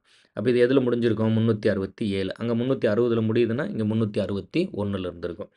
அதேபோல் டெம்பரரி ஸ்பெஷல் ப்ராவிஷன் எப்படி ஞாபகம் வச்சுக்கலாம்னா, இந்த கடைசி ஏரியா இருக்குது இல்லைங்களா, இந்த ஷார்ட் டைட்டில் கமெண்ட்ஸ்மெண்ட் இதில் வந்து 3 ஆர்டிக்கிள் 393, 394, 395 மொத்தம் 3 ஆர்டிக்கிள் இருக்கும். ஸோ அப்போ இங்கே எதில் முடிஞ்சிருக்கும் 392. எதில் ஆரம்பிச்சிருக்கு அப்படின்ட்டுனா 369. 369லேருந்து 392 வரைக்கும் இருக்கும். இதுக்குள்ளே நிறைய அமெண்ட்மெண்ட்ஸ் இருக்குது, நிறைய படிக்கிறதுக்கு இருக்குது, எக்கச்சக்கமாக இருக்குது. ஸோ திரும்ப திரும்ப திரும்ப திரும்ப படிக்கணும். அப்போ தான் வந்து இதை கொஞ்சமாச்சும் ஞாபகம் வச்சுக்க முடியும். அதை நீங்கள் புரிஞ்சுக்கிட்டீங்கன்னா தான் அடுத்த கட்டமாக மற்ற ஏரியாஸ்லாம் படிச்சுக்க முடியும். சரி, ஓகே, டன். நம்ம இன்னொரு முறை இதை பார்த்துடலாம். இதுக்கப்புறம் நம்ம வந்து அதை இன்னொரு முறை பார்த்துட்டு அதுக்கப்புறம் வந்து மறுபடியும் இந்த புக்கில் இருக்கக்கூடியதை படிச்சிடலாம். இந்த முறை வந்து இதை தமிழில் எழுதிப்போம். சரியா கவனிங்க. சரி, இப்போ வந்து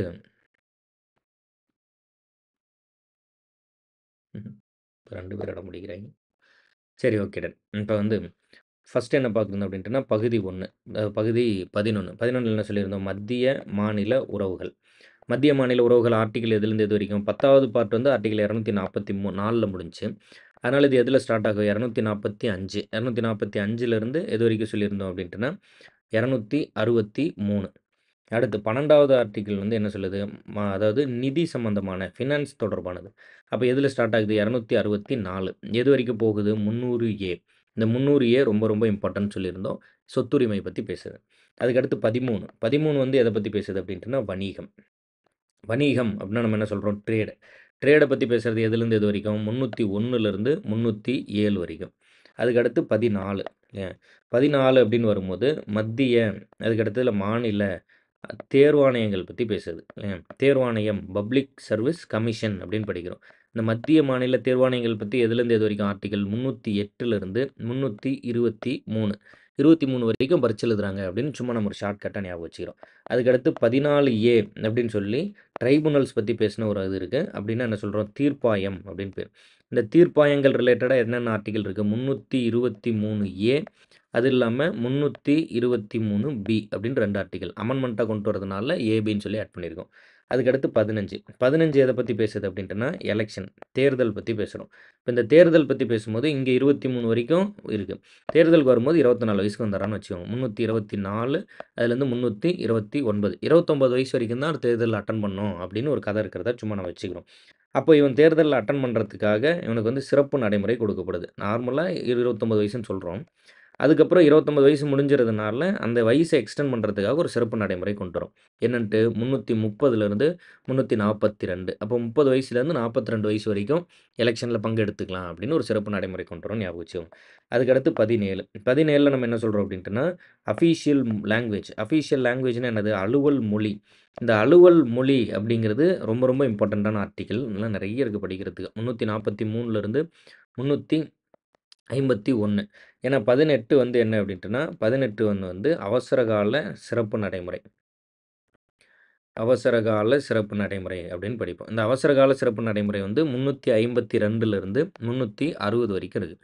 அதுக்கு அடுத்து 19 வந்து 19, 20 2யும் சேர்த்து ஞாபகம் வச்சுக்கணும். 20 வந்து அரசியலமைப்பு திருத்தம். எப்படி திருத்துறோம் அப்படின்ட்டுனா, 368ங்கிற ஒரே ஒரு ஆர்டிகிள் வச்சு திருத்துறோம். அப்ப இந்த 19ல இருக்கக்கூடிய இதர பிரிவுகளோட ஆர்டிகிள் நீங்க ஞாபகம் வச்சுக்கணும்னா, இங்க 368னா, இங்க 367. இங்க 360னா, இங்க என்னென்ன ஆரம்பிச்சிருக்கும்? 361. இதான் இந்த இதர பிரிவுகள் பத்தி, மிஸ்செலேனியஸ் பத்தி பேசுது. அதுக்கடுத்து 21, 22 ஞாபகம் வச்சுக்கிறதுக்கு சொல்லியிருந்தேன். ஆர்டிகிள் 21 அதாவது பார்ட் 21 அதுக்கப்புறம் பார்ட் 22 இது 2யும் பார்க்கும்போது 22ல வந்து ஷார்ட் டைட்டில் சிறு தலைப்புகள். அது இல்லாம வந்து கமென்ஸ்மென்ட். இந்த சிறு தலைப்புகள், அதுக்கப்புறம் கமென்ஸ்மென்ட். சிறு தலைப்புகள், அதுக்கப்புறம் கமென்ஸ்மென்ட், அத்தாரிட்டேட்டிவ் டெக்ஸ்ட் இன் ஹிந்தி, ரிப்பீல்ஸ் இத பத்திலாம் படிச்சிருப்போம். இந்த சிறு தலைப்புகள் பத்தி படிக்கும்போது மொத்தம் 3 ஆர்டிகிள் இந்த சிறு தலைப்புகள் அப்படிங்கிறதுல 393, 394 அதுக்கப்புறம் 395. இப்போ இதில 93ல ஆரம்பிக்குதுன்னா, இங்க எதுல முடிஞ்சிருக்கும்? 392. இப்போ பார்ட் 11 இங்க வந்து 368ல முடியுதுன்னா, இங்க ஆரம்பிக்கும்போது வந்து 369. இதில எத பத்தி பேசுறோம் அப்படின்ட்டுனா, தற்காலிக சிறப்பு நடைமுறை பத்தி பேசுறோம். இப்போ சிறப்பு நடைமுறை அப்படின்னு ஒண்ணு படிச்சோம். இது வந்து டெம்பரரி ஸ்பெஷல் ப்ரொவிஷன் தற்காலிக சிறப்பு நடைமுறை.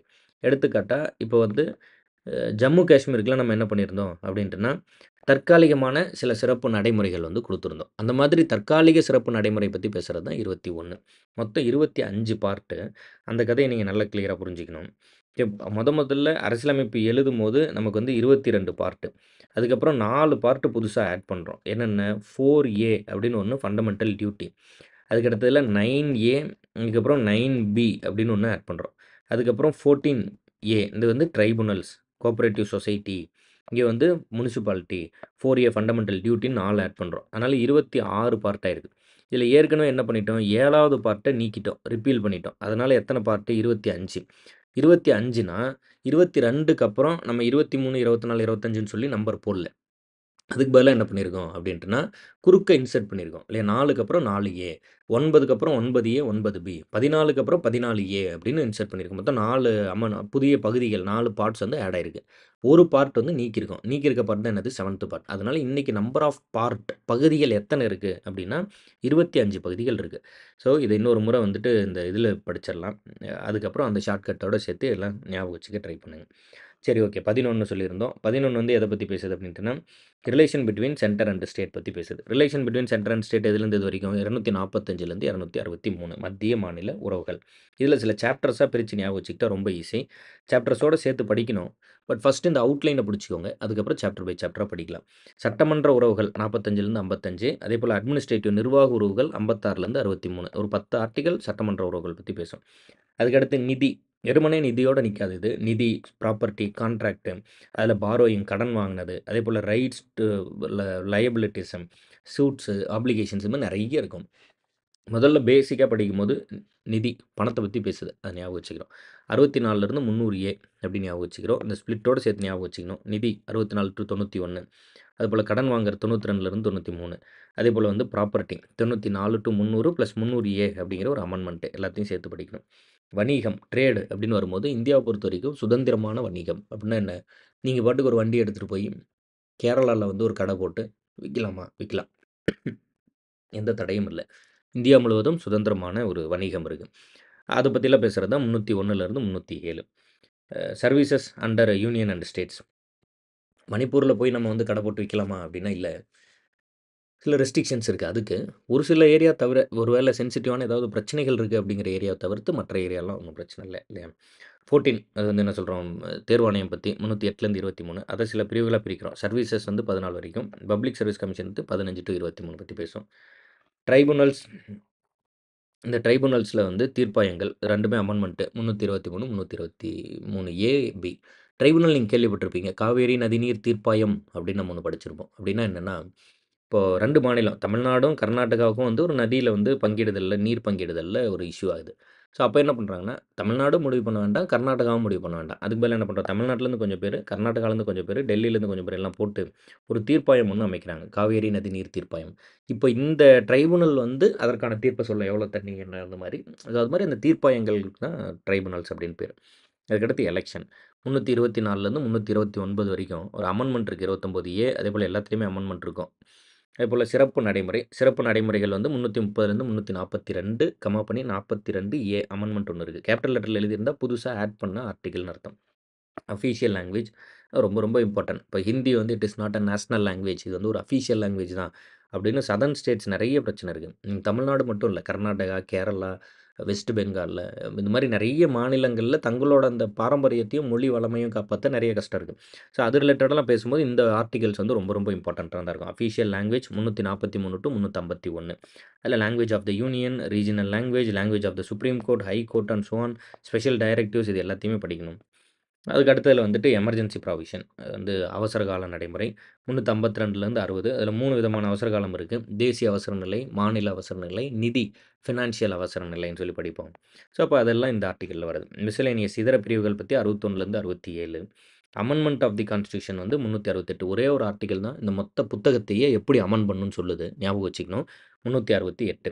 தற்காலிக சிறப்பு நடைமுறை 369லிருந்து 392. Short title commencement authoritative text in Hindi and repeals. சிறு தலைப்புகள் அது எப்போ நடைமுறைக்கு வந்துச்சு, authoritative text in Hindi and repeals எந்தெந்த சட்டத்தை நீக்கியிருக்கோம் அதை பற்றிலாம் படிக்கிறது 393 டு 395. மொத்தம் 25 பார்ட்டு. 22ன்னு முடியும். அது இல்லாம 4 புதுசா ஆட் பண்ணியிருக்கோம். 1 நீக்கியிருக்கோம். அதனால 25 பார்ட்டு. இது வந்து தெளிவா ஞாபகம் வச்சுக்கணும். எவ்வளோ முடியுதோ அவ்வளோ தூரம் வந்து ஞாபகம் வச்சுக்கோங்க. இப்போ அதுக்கு அடுத்து நம்ம படிக்கக்கூடியது வந்து அட்டவணைகள் அப்படின்னு படிப்போம். அட்டவணை அப்படின்னா ஸ்கெட்யூல்ஸ். இந்த அட்டவணை பொறுத்தவரைக்கும் எது எது என்னென்ன அப்படின்னு மட்டும் ஞாபகம் வச்சுட்டு வந்துருங்க. அட்டவணை பத்தி பேசுறதுக்கு நெறைய இருக்கு ஆக்சுவலா. இந்த ஆர்டிகிள்ஸுமே கூட நீங்க வந்து சும்மா இத பார்த்து என்னென்ன ஆர்டிகிள் பத்தி பேசுறோம்னு இது பண்ணிக்கோங்க. கொஞ்சம் உள்ளுக்குள்ள பார்ட் எல்லாம் படிச்சுட்டு, அதுக்கப்புறம் வந்து இத எக்ஸ்ப்ளைன் பண்ணா இன்னும் கொஞ்சம் நல்லா புரியும். இப்பயே வந்து எக்ஸ்ப்ளைன் பண்ணேன்னா, அந்த இப்போ ஃபண்டமெண்டல் ரைட்ஸ்னா என்ன? ஏன் வந்து ஒரு குறிப்பிட்ட பகுதியில வந்து இது மாரி நம்ம பண்ண வேண்டிய தேவை இருக்கு. அது மாரிலாம் கொஞ்சம் புரிஞ்சுகிட்டு படிக்கும்போது இன்னும் கொஞ்சம் நல்லாயிருக்கும். பேசுவோம். இப்போ வந்து ஃபர்ஸ்ட்டு ஸ்கெட்யூல்ல name of the states and their territorial jurisdiction. இப்போ வந்து ஆர்டிகிள் 1ல நம்ம வந்து அ இந்தியாவுக்கான பேர் வைக்கிறோம். ஆனா வந்து மாநிலங்களின் பெயர் இப்ப ஆந்திராவ உடைச்சு தெலுங்கானா மற்றும் ஆந்திரான்னு 2 மாநிலமா பேர் வைக்கிறோம். இல்லையா? ஆந்திராவ வந்து 2 மாநிலமா பிரிக்கிறோம். 2 பகுதிகளா பிரிச்சு தெலுங்கானான்னு ஒரு பகுதிக்கு பேரும், ஆந்திரான்னு ஒரு பகுதிக்கு பேர் வைக்கிறோம்னா, இப்ப இந்த தெலுங்கானான்னு ஒரு புதுசா ஒரு மாநிலத்த உருவாக்கணும்ல. இந்த பேர எடுத்துட்டு வந்து எங்க எழுதிறணும் அப்படின்ட்டுனா, மொத ஸ்கெட்யூல்ல எழுதி வச்சிரணும். அப்ப அந்த புத்தகத்தோட கடைசி பகுதியில அந்த பேர் எழுதுறது, எதுலேருந்து எதுவரைக்கும் எல்லைன்னு எழுதுறது, இந்த ஏரியாலாம் நம்ம வச்சுக்கிட்டே இருக்கோம். ஸோ அது வந்து ரொம்ப ரொம்ப முக்கியம். அப்ப name of the states and their territorial jurisdiction அப்படின்னு போட்டு இந்த ஏரியா. அதுக்கடுத்து name of the union territories and their extent. அப்போ ஷெட்யூல் 1ல என்ன இருக்கு அப்படின்ட்டுனா, ஷெட்யூல் 1ல இந்தியாவில் உள்ள மாநிலங்களின் பெயர். புதுசா ஒரு மாநிலத்த சேர்த்துனாலும் அந்த பேர எழுதணும்.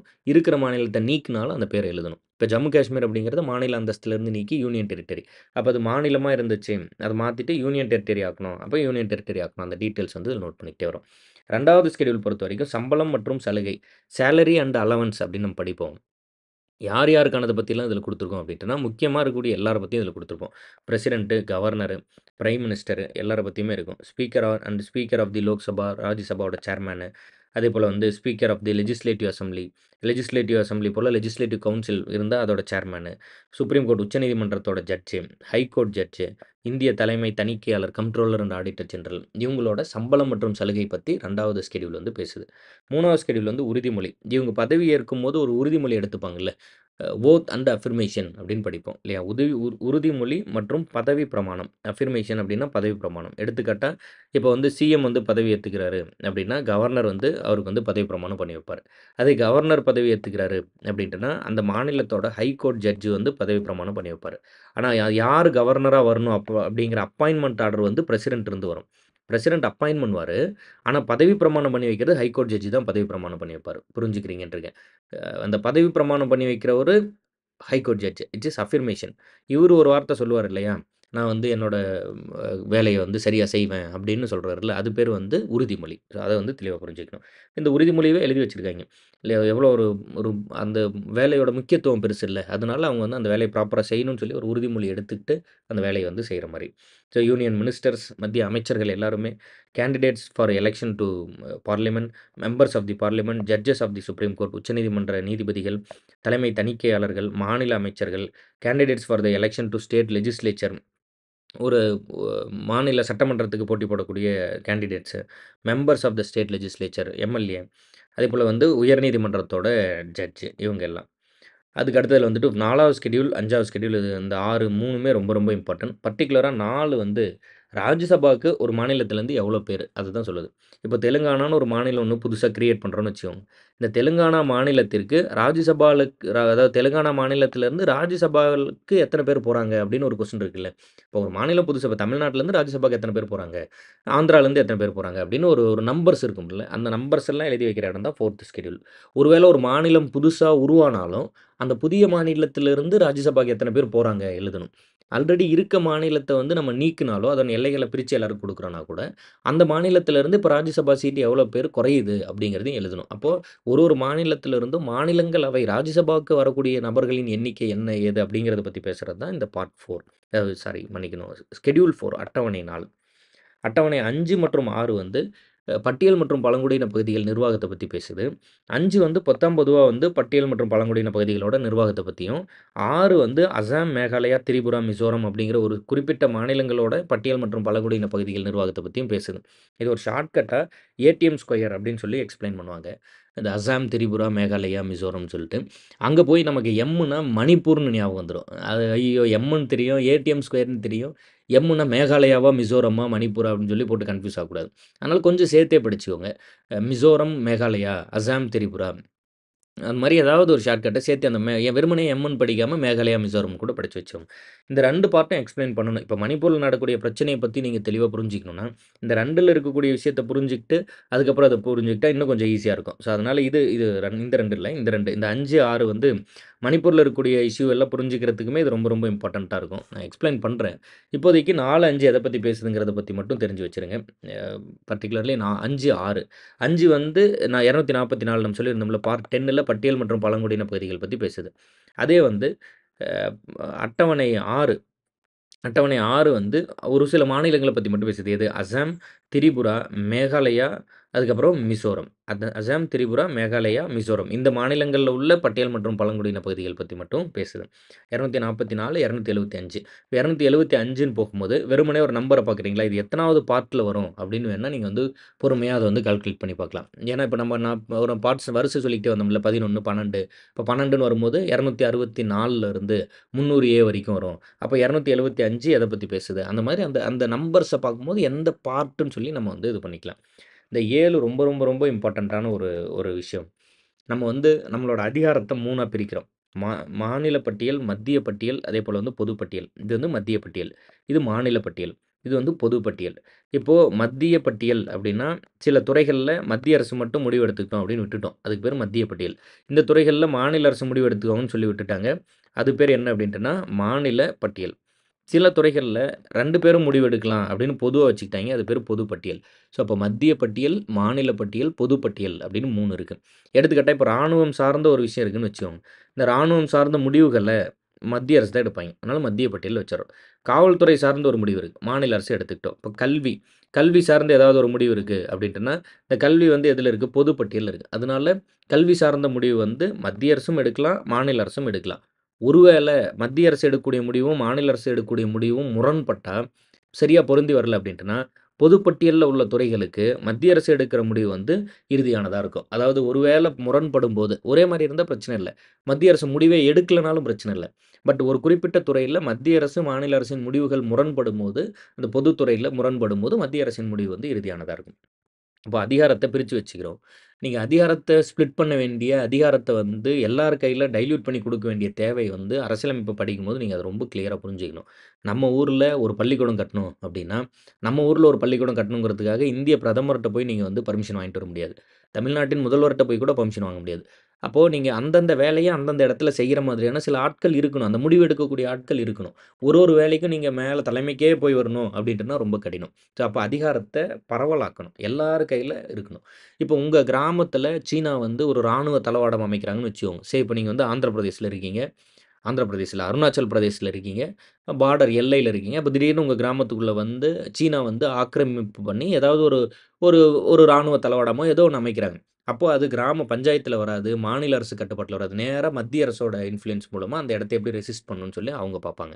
ஸோ அப்போ ஒரு பிரச்சனைய பொறுத்து, துறைய பொறுத்து, எந்த துறை அப்படிங்கிறத பொறுத்து அத யார் கையில குடுக்கலாம் அப்படின்னு நம்ம ஸ்ப்ளிட் பண்ணி வச்சிருக்கோம். அந்தந்த துறையில அவங்கவங்க முடிவு எடுக்கிற மாரி. ஸோ அப்போ அது மாதிரி நம்ம பிரிச்சு வச்சிருக்கிறதுக்கு பேரு தான் 7த் ஷெட்யூல் விச் இஸ் அதிகார பகிர்வு, division of powers between the union and states in terms of list. என்னென்ன லிஸ்ட்டா பிரிச்சிருக்கோம்? List 1, 2 and 3. லிஸ்ட் 1ல மத்திய பட்டியல், 2ல மாநில பட்டியல், 3ல வந்து கன்கரண்ட் லிஸ்ட் அப்படின்னா பொது பட்டியல். யூனியன் டெரிட்டரி லிஸ்ட் அப்படின்னு ஒண்ணு கிடையாது. நல்லா கவனிச்சு பார்த்தீங்கன்னா தெரிஞ்சிருக்கும். மத்திய பட்டியல், மாநில பட்டியல், பொது பட்டியல் அவ்வளோதான். 3 பட்டியல் தான் இருக்கும். ஸோ இந்த நம்பர்ஸும் ரொம்ப ரொம்ப முக்கியம்.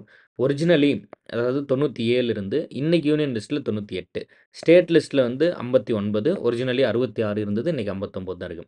கன்கரண்ட் லிஸ்ட்ல 52, ஒரிஜினலி 47 இருந்தது. இன்னைக்கு 52 இருக்கு. இந்த துறைகள் நம்ம படிப்போம். ஸ்கூல் புக்லயே படிச்சிருப்போம். 5 துறைகள் மாத்துனாங்க என்னென்னன்ட்டு. குறிப்பா கல்வி. கல்வி வந்து மாநில பட்டியல்ல இருந்து இந்த 42வது சட்ட திருத்தம் அந்த மாதிரியான டைம்ல வந்து என்ன ஆயிடுச்சு அப்படின்ட்டுனா, குறிப்பா இந்திரா காந்தி அம்மா இருக்கும்போது என்ன பண்ணிட்டாங்கன்னா, அத வந்து பொது பட்டியலுக்கு மாத்திட்டாங்க. இப்போ மாநில பட்டியல்ல இருந்ததுன்னா, ஒரு ஒரு மாநிலத்துக்குள்ள என்ன மாதிரியான கல்வி குடுக்கணும் அப்படிங்கிறதெல்லாம் அந்தந்த மாநிலமே முடிவு பண்ணிக்கலாம். அது பொது பட்டியலுக்கு போயிட்டதுனால மத்திய அரசு, மாநில அரசு 2 பேரும் முடிவு எடுக்க வேண்டியதா இருக்கு. ஒருவேளை மத்திய அரசு, மாநில அரசுக்கு இடையே வந்து ஒரு முரண் ஏற்பட்டதுன்னா, மத்திய அரசின் முடிவு இறுதியானதாக ஆயிடுது. சரி, ஓகே டன். 8த் ஷெட்யூல் இது வந்து very very important schedule which is official language பத்தி பேசுது. அலுவல் மொழி. நம்ம ஏற்கனவே சொல்லியிருந்தோம். இப்போ இன்னைக்கு வந்து 2025ன்னு வச்சுக்கோங்க. இங்கிருந்து 2025 வருடங்களுக்கு முன்னாடி 0. அப்படியே இங்கிருந்து 2025 வருடங்கள் பின்னாடி போனோம்னா 0. 0க்கு முன்னாடி இருந்ததுன்னா, இதெல்லாம் ஒரு காலத்தில வந்து நம்ம கிபி அப்படின்னு குறிச்சோம். இந்த 0க்கு பிறகு இருக்கிறதெல்லாம் வந்து அதாவது இது வந்து கிபி, இது வந்து கிமு அப்படின்னு குறிச்சோம்.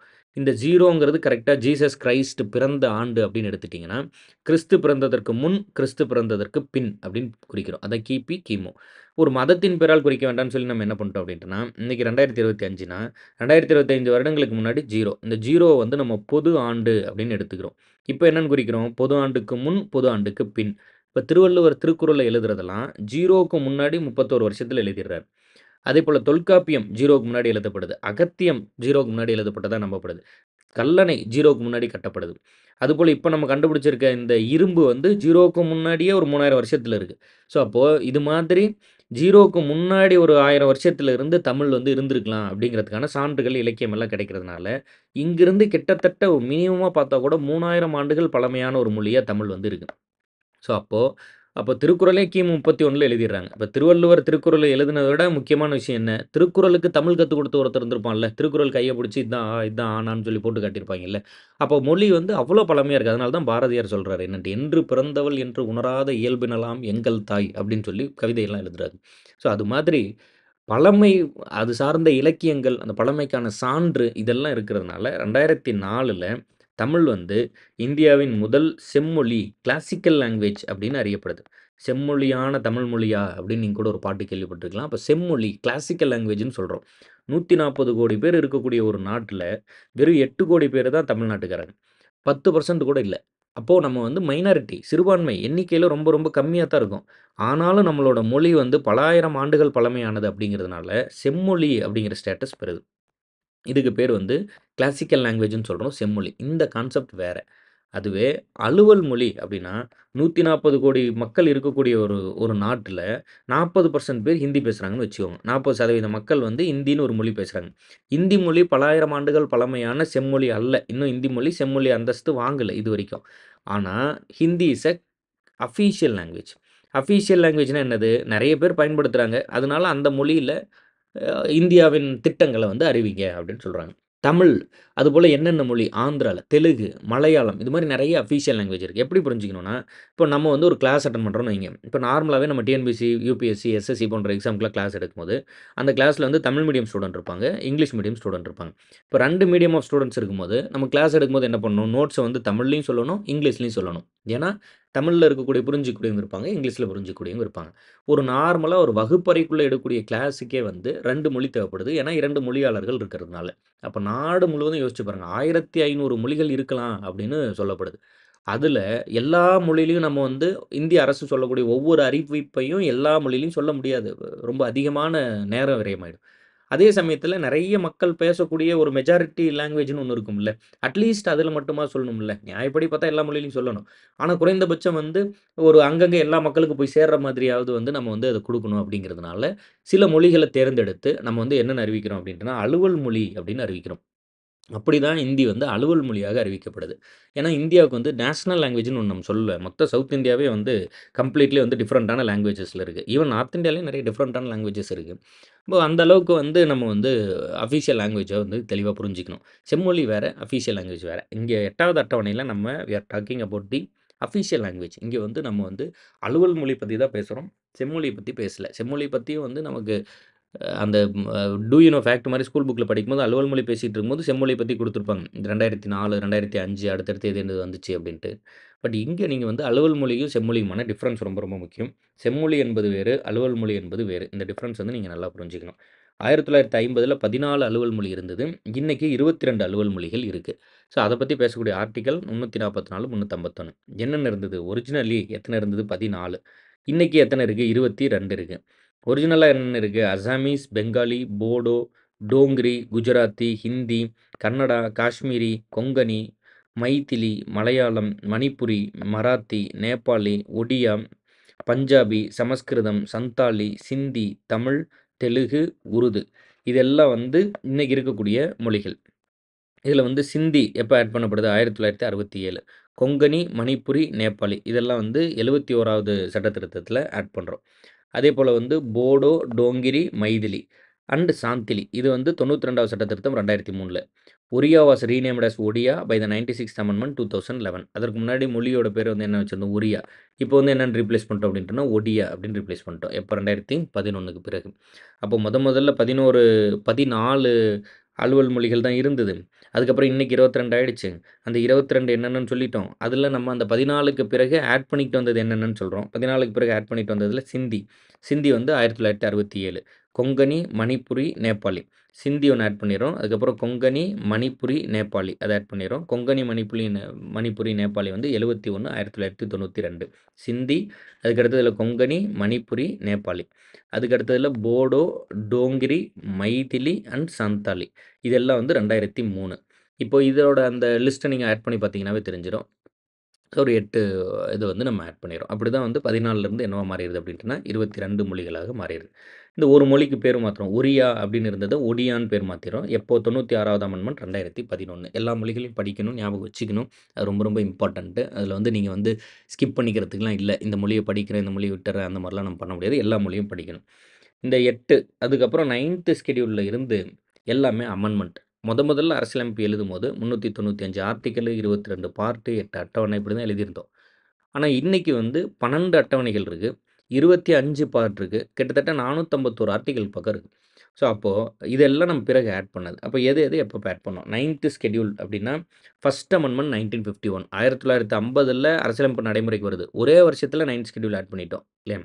அடுத்து 10வது ஷெட்யூல் வந்து இந்திரா காந்தி அம்மா இறந்துட்ட பிறகு, ராஜீவ் காந்தி அவர்கள் வந்து பிரதமரான பிறகு, அந்த கட்சி தாவல வந்து தடை பண்றாரு. அதுதான் வந்து ஆன்டி டிஃபெக்ஷன் லா அப்படின்னு நம்ம படிப்போம். 52வது சட்ட திருத்தம் 1985.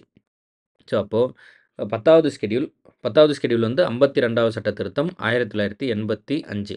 9வது ஷெட்யூல் எப்போ வந்துச்சு? முதல் சட்ட திருத்தம் 1951. இந்த 11, 12 வந்து நீங்க ஈஸியா ஞாபகம் வச்சுக்கலாம். 73 அமெண்ட்மென்ட் 1992, 74த் அமெண்ட்மென்ட் 1992 2மே 1992ல தான் ஆட் ஆகுது. இந்த பஞ்சாயத்து ராஜ் ஆட் பண்ணும்போது தான் முனிசிபாலிட்டி ஆட் பண்றோம். இது 73வது சட்ட திருத்தம். இது 74வது சட்ட திருத்தம். இங்க வரும்போது என்ன படிச்சிருந்தோம்? 52வது சட்ட திருத்தம் 1985. அதுவே வந்து இங்க வரும்போது வந்துட்டு ஃபர்ஸ்ட்டு சட்ட திருத்தம் 1951. ஸோ இந்த இந்த இயர்ஸ்லாம் ஞாபகம் வச்சுக்கணும். 4 ஆட் பண்றோம். 9வது அட்டவணை, 10வது அட்டவணை, அதேபோல 11வது அட்டவணை, 12. 12ல வந்து நகராட்சி, 11ல வந்து பஞ்சாயத்து, 10ல வந்து கட்சி தாவல் தடை சட்டம், 9ல வந்து அதாவது இத வந்து நம்ம என்ன சொல்லுவோம்னா, பிளாங்கெட் இம்யூனிட்டி அப்படின்னு சொல்லுவோம். அப்படின்னா என்னன்னா, இதில வந்து சில குறிப்பிட்ட சட்டங்களுக்கு வந்து நம்ம நீதிமன்ற பாதுகாப்பு குடுத்துருக்கோம். ஜுடிஷியல் ஸ்க்ரூட்டானிட்டி அப்படின்னு சொல்லுவோம். ஜுடிஷியல் ஸ்க்ரூட்டானிட்டி அப்படின்ட்டுனா, அ அதாவது அ நீதித்துறையோட அந்த பகுப்பாய்வுலருந்து ஒரு பாதுகாப்பு. இத பத்தி படிப்போம். இதோட இம்பார்ட்டன்ஸ் என்ன ஏதுன்ட்டு. நெறைய இருக்கு இதில பேசுறதுக்கு. ஐஆர் கொகிலோ வழக்கு 2007. அதன் பிறகு ஜுடிஷியல் ரிவ்யூக்கு இந்த ஏப்ரல் 24, 1973க்கு பிறகு வந்த சட்டங்கள் வந்து சப்ஜெக்ட் டூ ஜுடிஷியல் ரிவ்யூன்னு சொல்லிருவாங்க. பர்ட்டிகுலரா தமிழ்நாட்டோட ரிசர்வேஷன் வந்து நம்ம அட்டவணை 9ல தான் ஆட் பண்ணி வச்சிருந்திருப்போம். ஆனா, அது ஆஃப்டர் ஏப்ரல் 24, 1973ங்கிறதுனால, அது வந்து ஜுடிஷியல் ரிவ்யூக்கு உட்படும்னு சொல்லி 2007ல ஒரு கேஸுக்கு தீர்ப்பு குடுத்துருப்பாங்க. அது பேரு ஐஆர் கொகிலோ கேஸு. அந்த கேஸ்ல வந்து சொல்லிர்றாங்க. அத பத்திலாம் படிப்போம். ஒன் பை ஒன்னா படிக்கலாம். 10வது ஸ்கெடியூல் ஆன்டி டிஃபெக்ஷன் லா கட்சி தாவல் தடைனா என்ன? கட்சி தாவல்னா என்ன? கட்சி தாவல்ங்கிறது ஒண்ணும் இல்ல. இப்ப நீங்க வந்து ஒரு குறிப்பிட்ட சின்னத்தில எலக்ஷன்ல நிக்கிறீங்கன்னு வச்சுக்கோங்க. எலக்ஷன்ல நின்னு ஜெயிச்சதுக்கு வந்து நம்ம இன்னைக்கு தமிழ்நாட்டுல இருக்க சின்னமே பேசுவோமே. இப்ப டிஎம்கே, ஏடிஎம்கேன்னு 2 கட்சி இருக்குன்னு வச்சுப்போம். இப்போ நீங்க வந்து டிஎம்கே சார்பா எலக்ஷன்ல நிக்கிறீங்க. நின்னு ஜெயிச்சிட்ட பிறகு, வெற்றி பெற்ற பிறகு ஏடிஎம்கேக்கு போயிடுறீங்க. அப்படி போனா உங்களோட அந்த எம்எல்ஏ பதவிங்கிறது செல்லாது. அதுவே என்ன பண்ணலாம் அப்படின்னா, எலக்ஷனுக்கு முன்னாடியே ஒரு குறிப்பிட்ட கட்சி, ஏபின்னு 2 கட்சி இருக்கு. அல்லது டிஎம்கே, ஏடிஎம்கேன்னு 2 இருக்குன்னு வச்சுக்கோங்க. எலக்ஷனுக்கு முன்னாடியே நீங்க வந்து அந்த கட்சியிலிருந்து வெளிய வந்துர்றீங்க. அப்புறம் இன்னொரு கட்சியின் சின்னத்தில தான் நீங்க வந்து எலக்ஷன்லயே நிக்கிறீங்க. அதுக்கப்புறம் நீங்க ஜெயிக்கிறது, ஜெயிக்காததெல்லாம் 2வது. இல்லையா? அது ஜெயிச்சா அந்த வெற்றி வந்து செல்லும். ஜெயிச்சுட்டு ஒரு குறிப்பிட்ட சின்னத்தில நின்னு ஜெயிச்சுட்டு, வெற்றி பெற்ற பிறகு இன்னொரு கட்சியின் கொள்கைக்கோ, சின்னத்துக்கோ நீங்க மாறுனா, அடிப்படை தத்துவமே மாறுதுல்ல. இந்த கட்சியின் கொள்கையில அடிப்படையில் நின்னு ஜெயிச்சு வேற ஒரு கட்சிக்கு போற மாரி இருக்குல்ல. அதனால அது வந்து செல்லாது அப்படின்னு அறிவிக்கணும்னு சொல்லி அந்த சட்டம் கொண்டு வந்தாங்க. அதுதான் கட்சி தாவல் தடை சட்டம். ஆனா இது எப்போ பொருந்தாது அப்புட்ன்னா, இப்போ வந்து ஒரு கட்சியிலருந்து 2/3 ஆஃப் தி மெம்பர்ஸ் வந்து மொத்தமா வேற ஒரு கட்சிக்கு போறாங்கன்னு வச்சுக்கோங்க. அப்போ வந்து ஆன்டி டிஃபெக்ஷன்லாம் செல்லாது. அதே மாரி ஆன்டி டிஃபெக்ஷன்ல வந்து ஸ்பீக்கர் தான் வந்து அத இது பண்ணுவாரு. ஒரு வேள அவரு கொண்டு வரணும் அப்டின்னா, அந்த கட்சி தாவல்ல வந்து அவரு தான் இது பண்ணுவாரு. அந்த மாரி இருக்கு. மகாராஷ்டிரால இந்த நம்ம ஒரு கட்சி பிளவு ஏற்பட்டு அந்த சிஎம் சீட்டுக்கு வந்து கொஞ்ச நாளைக்கு முன்னாடி இந்த 24ல பிரச்சனை நடந்துட்டு இருந்தது. அப்போலாம் ஆன்டி டிஃபெக்ஷன்ல வந்து பெரிய பேசுபொருளா இருந்தது. 2024ல வந்து சிவசேனா கட்சி உடைச்சு அந்த டெப்டி சிஎம் பிரச்சனை வந்து இதெல்லாம் போயிட்டு இருந்தப்போ, ஆன்டி டிஃபெக்ஷன் லா பத்தி பெருசா பேசிக்கிட்டு இருந்தாங்க. ஸோ, அதனால அப்படியே கரண்ட் அஃபேர்ஸ் படிக்க படிச்சுட்டு வந்துரலாம். நெறைய இருக்கு படிப்போம். 11, 12 வந்து இது வந்து பஞ்சாயத்து ராஜ் பத்தியோ, அதோட 29 அதிகாரங்கள் பத்தியும், இது வந்து நகராட்சி பத்தியும், அதோட அந்த 18 அதிகாரங்கள் பத்தியும் பேசும். அதில 29 மேட்டர்ஸ், இதில வந்து 18 மேட்டர்ஸ். இதெல்லாம் தான் ஸ்கெட்யூல்ஸ் ஆஃப் தி கான்ஸ்டிடியூஷன் பேசுவோம். இந்த அமெண்ட்மெண்ட்ஸ் எல்லாத்தையுமே ஒண்ணு ஒண்ணா பேசணும். எல்லாத்தையும் ஒன் பை ஒண்ணா பேசுவோம். சரி, ஓகே டன். இப்போதைக்கு இது என்னங்கிறது மட்டும் ஞாபகம் வச்சுக்கோங்க. ஷெட்யூல் 1, 2, 3 அப்படிங்கிறது சும்மா பிளைண்டா நேம். ஷெட்யூல் 1 இந்தியாவோட எல்லைகள பத்தி பேசுது. இந்தியால எந்தெந்த எல்லைகள் எங்கெங்க இருக்கு, எல்லைகள் பத்தி பேசுது. ஷெட்யூல் 2 சம்பளம் மற்றும் சலுகை பத்தி பேசுது. Salary and allowance. 3வது ஷெட்யூல் உறுதிமொழி மற்றும் அ பதவி பிரமாணம். இல்ல ஓத் அண்ட் அஃபர்மேஷன். 4வதுல வந்து ராஜ்யசபாவோட சீட்டு. 5, 6ல வந்து பட்டியல் பழங்குடியினர் பகுதி. 6ல வந்து அதே பட்டியல் பழங்குடியினர் பகுதி. ஆனா அசாம், திரிபுரா, மேகாலயா, மிசோரம். அதேபோல 7வதுல வந்து அதிகார பகிர்வு, பவர்ஸ், யூனியன் லிஸ்ட் இத பத்தியெல்லாம் பேசுது. 8வதுல வந்து அலுவல் மொழி இல்லையா? அலுவல் மொழி அஃபிஷியல் லாங்குவேஜ். 9ல வந்து 9ல வந்து நம்ம அமெண்ட்மென்ட் பண்றோம். 9, 10, 11, 12 4மே அமெண்ட்மென்ட். 11, 12 வந்து 73 இது 74வது சட்ட திருத்தம். அதாவது 9, 10, 11, 12 இது 2மே வந்து 73, 74வது சட்ட திருத்தம். 2மே 1992ல. 10வது வந்து எப்போது? 52வது சட்ட திருத்தம் 1985. 9வது வந்து எப்போ? ஃபர்ஸ்ட்டு சட்ட திருத்தம் 1951. 1951 4யும் ஞாபகம் வச்சுக்கணும். 9வது வந்து ஜுடிஷியல் ஸ்க்ரூட்டனிட்டி பத்தி பேசுது. ஜுடிஷியல் ஸ்க்ரூட்டனிட்டி நீதிமன்ற பகுப்பாய்விலிருந்து பாதுகாப்பு. 10 வந்து கட்சித் தாவல் தடை சட்டம் பத்தியும், 11 வந்து பஞ்சாயத்து ராஜ் பத்தியும், 12 வந்து நகராட்சி பத்தியும் பேசுது. 18 விதமான பவர்ஸ் பத்தி பேசுது. 11வது ஆர்டிக்கிள் வந்து 29 விதமான பவர்ஸ் பத்தி பேசுது. கட்சித் தாவல் தடை சட்டம் அப்டின்னா என்னன்னு சொல்லியிருந்தோம். ஒரு கட்சியோட சின்னத்திலயும், கொள்கையிலயும் நின்னு ஜெயிச்சுட்டு, ஜெயிச்ச பிறகு வேற ஒரு கட்சிக்கு மாறுனா, அந்த எம்எல்ஏ பதவி வந்து அல்லது எம்பி பதவி வந்து செல்லாம போகும். அதுவே வந்து 9த் ஷெட்யூல் வந்து முதல் சட்ட திருத்தம் வந்து ஜுடிஷியல் ஸ்க்ரூட்டனிட்டி பத்தி பேசுது. சில சட்டங்கள்ல வந்து நீதிமன்றத்தின் தலையீட்டையே தடுக்குது. அந்த அளவுக்கு வந்து அந்த சட்டங்கள் வந்து இருக்கு. பட் 2007ல நடந்த ஒரு கேஸுக்கு பிறகு 2007ல நடந்த ஒரு கேஸுக்கு பிறகு 1973 ஏப்ரல் 24ஆம் தேதிக்கு பிறகு வந்த சட்டங்கள் வந்து நீதிமன்ற பகுப்பாய்வுக்கு உட்படுத்தலாம் அப்படின்னு தீர்ப்பு குடுத்துருவாங்க. பேசலாம். சரி, ஓகே டன். ரிவிஷன் பண்ணி அத நல்லா ஞாபகம் வச்சுக்கோங்க. இந்த சோர்ஸஸ் ஒரு முறை நான் படிச்சிடுறேன். ஏற்கனவே வந்து சோர்ஸஸ் நம்ம 2, 3 முறை இது பண்ணிட்டோம். இருந்தாலும் இந்த சோர்ஸஸ்ல கொஸ்டின் கேட்டுக்கிட்டே இருப்பாங்க. அதனால இந்த சோர்ஸஸ் ஒரு முறை படிச்சிடலாம். மேபி இது கிட்டத்தட்ட ஒரு 1 ஹவர் தாண்டி ஒரு லாங் வீடியோவா வந்துருச்சு. இவ்வளோ தூரம் நீங்க வந்து கவனிக்கிறீங்க அப்படின்ட்டுனாவே வெல் அண்ட் குட். படிக்கணும், உழைக்கணும். உழைக்காம, படிக்காம, தாறுமாறான எஃபோர்ட்ஸ போடாம எதுவும் கிடைக்க போறதில்ல. இல்லையா? அதனால அத அப்படியே ஸ்லோ அண்ட் ஸ்டடியா ப்ராப்பரா கேட்டுட்டு வந்துகிட்டே இருங்க. ஃபர்ஸ்ட் வந்து கவர்ன்மென்ட் ஆஃப் இந்தியா ஆக்ட்லேருந்து என்னென்ன எடுத்துட்டோம்? கூட்டாட்சி federal scheme, office of the governor ஆளுநர் அலுவலகம், ஜுடிஷியரி நீதி, பப்ளிக் சர்வீஸ் கமிஷன் தேர்வாணையம், எமர்ஜென்சி ப்ராவிஷன் அவசரகால நடைமுறை, அட்மினிஸ்ட்ரேட்டிவ் டீட்டெயில்ஸ் அப்படின்றனா நிர்வாக நடைமுறைகள். அடுத்து 2வது பிரிட்டிஷ் கான்ஸ்டிடியூஷன் பிரிட்டிஷ் அரசமைப்புலேருந்து என்னென்ன எடுத்துட்டோம்? பார்லிமென்டரி கவர்ன்மென்ட் பாராளுமன்ற முறை, ரூல் ஆஃப் லா அப்படின்ட்டுனா சட்டத்தின் ஆட்சி அப்படின்னு அர்த்தம். அதேபோல் லெஜிஸ்லேட்டிவ் ப்ரொசீஜர், அதாவது சட்டம் இயற்றும் முறை. லெஜிஸ்லேட்டிவ் ப்ரொசீஜர் அப்படின்னா சட்டம் இயற்றும் முறை. சிங்கிள் சிட்டிசன்ஷிப், ஒற்றை குடியுரிமை. கேபினட் சிஸ்டம், அமைச்சரவை பற்றி கற்றுக்குறோம். ப்ரீராகரேட்டிவ் ரிட்ஸ் அப்படின்ட்டுனா நீதி பேராணை. பார்லிமெண்ட்ரி ப்ரிவிலேஜஸ், நாடாளுமன்றத்திற்கான சலுகை. பை கேமரலிசம் அப்படின்னா ஈரவை, நம்மகிட்ட இருக்கு இல்லையா, லோக்சபா ராஜ்யசபான் அந்த மாதிரி இருக்கிறதுக்கு பேர் தான் பை கேமரலிசம். அதேபோல் யூஎஸ்லேருந்து என்னென்ன எடுத்துட்டோம் அப்படின்ட்டுனா ஃபண்டமெண்டல் ரைட்ஸ், அடிப்படை உரிமைகள். இண்டிபெண்டன்ஸ் ஆஃப் தி ஜுடிஷியரி, சுதந்திரமான நீதித்துறை. ஜுடிஷியல் ரிவ்யூ, அதாவது ஜுடிஷியல் ரிவ்யூ அப்படிங்கிறது நீதிமன்றத்தோட பகுப்பாய்வு. ஒரு சட்டம் ஏற்றோம்னா அந்த சட்டம் செல்லாதுன்னு அறிவிக்கிற அளவுக்கு நீதித்துறைக்கு அதிகாரம் இருக்குது. அதான் அதோட அந்த அந்த விஷயத்தை பற்றி பேசுது. அதாவது இப்போது சட்டம் இயற்றக்கூடிய உரிமை உச்சநீதிமன்றத்திற்கு கிடையாது. ஆனால் இயற்றப்பட்ட ஒரு சட்டத்தை செல்லாதுன்னு அறிவிக்கக்கூடிய அதிகாரம் உச்சநீதிமன்றத்திற்கும் உயர்நீதிமன்றத்திற்கும் உண்டு. அதேபோல் வந்து இம்பீச்மெண்ட் ஆஃப் த பிரசிடென்ட், குடியரசுத் தலைவர் நீக்க முறை. Removal of the supreme court judge அல்லது ஹை கோர்ட் ஜட்ஜு, ஒரு சுப்ரீம் கோர்ட் ஜட்ஜு அல்லது ஹை கோர்ட் ஜட்ஜை எப்படி நீக்கலாம், வைஸ் பிரசிடென்ட் போஸ்ட்டை எப்படி நீக்கலாம், பிரசிடென்ட் போஸ்ட்டை எப்படி நீக்கலாம், அதுக்கு எப்படி பாராளுமன்றத்துக்கு உரிமை இருக்குது, இதெல்லாம் வந்து யூஎஸ் கான்ஸ்டியூஷனை பார்த்து எடுத்துட்டோம். அடுத்து அயர்லாந்து, ஐரிஷ் பார்த்து என்ன எடுத்துட்டோம், இதெல்லாம் ரொம்ப இம்பார்ட்டன்ட், கேட்டுக்கிட்டே இருப்பாங்க. மேக்ஸிமம் இந்த இங்கிலாந்து யூஎஸில் எழுதிடலாம். இந்த மாதிரி அயர்லாந்து, சவுத் ஆஃப்ரிக்கா, ஆஸ்திரேலியா இதெல்லாம் தான் கொஞ்சம் கஷ்டமாக இருக்கும், தெளிவாக கவனிச்சுக்கோங்க. Directive principles of the state policy, அரசுக்கு வழிகாட்டும் நெறிமுறை கோட்பாடுகள். Nomination of members to Rajya Sabha, அதாவது ராஜ்யசபா நியமன உறுப்பினர்கள்னு சொல்லுவோம். 12 பேர் வந்து நாமினேட் பண்ணுவாங்க. Method of election of president, குடியரசுத் தலைவர் தேர்தல் முறை. இது எல்லாமே எங்கேருந்து எடுத்துட்டோம், அயர்லாந்து நாட்டை பார்த்து எடுத்துட்டோம். கனடியன் கான்ஸ்டியூஷன், கனடாவை பார்த்து என்ன எடுத்துட்டோம், ஃபெடரேஷன் வித் ஸ்ட்ராங் சென்டர், அதிக அதிகாரம் வாய்ந்த மத்திய அரசு. Vesting of residuary powers in the centre, இதர அதிகாரங்கள். நம்ம படிச்சிருந்தோம் மத்திய பட்டியல், மாநில பட்டியல், பொது பட்டியல்னு படிக்கிறோம். இதில் சொல்லாத ஏதாவது ஒரு துறை இருக்குது அப்படின்னா அந்த அதிகாரம் யாருக்கிட்ட இருக்கும், அதை பற்றி பேசுகிறது. அப்பாயின்மெண்ட் ஆஃப் ஸ்டேட் கவர்னர்ஸ், மாநில ஆளுநர்களை நியமித்தல். அதே போல் வந்து advisory jurisdiction of the supreme court, உச்சநீதிமன்றத்தின் ஆலோசனை அதிகாரம் அப்படின்னு படிப்போம். அது என்ன ஆலோசனை அதிகாரம் அப்படின்ட்டுனா, குடியரசுத் தலைவருக்கு ஏதாவது சட்ட ரீதியாக சந்தேகம் இருந்தாவோ, இந்த மாதிரி ஏதாவது டவுட்ஸ்னால் சுப்ரீம் கோர்ட்டை கூப்பிட்டு வந்து அவர் வந்து ஆலோசனை கேட்டுக்கலாம். ஆர்டிகல் 143. ஸோ அதை பற்றி பேசுகிறது அந்த ஆலோசனை அதிகாரம். அதுக்கடுத்தது ஆஸ்திரேலியன் கான்ஸ்டியூஷன், அங்கேருந்து என்ன எடுத்துட்டோம், பொது பட்டியல். ஃப்ரீடம் ஆஃப் ட்ரேடு, சுதந்திரமான வணிகம். Commerce and intercourse and joint sitting of the two houses, இதெல்லாம் ரொம்ப ரொம்ப இம்பார்ட்டன்ட்டு. இரு அமர்வு, அதாவது லோக்சபா ராஜ்யசபான்னு 2 இருக்குது.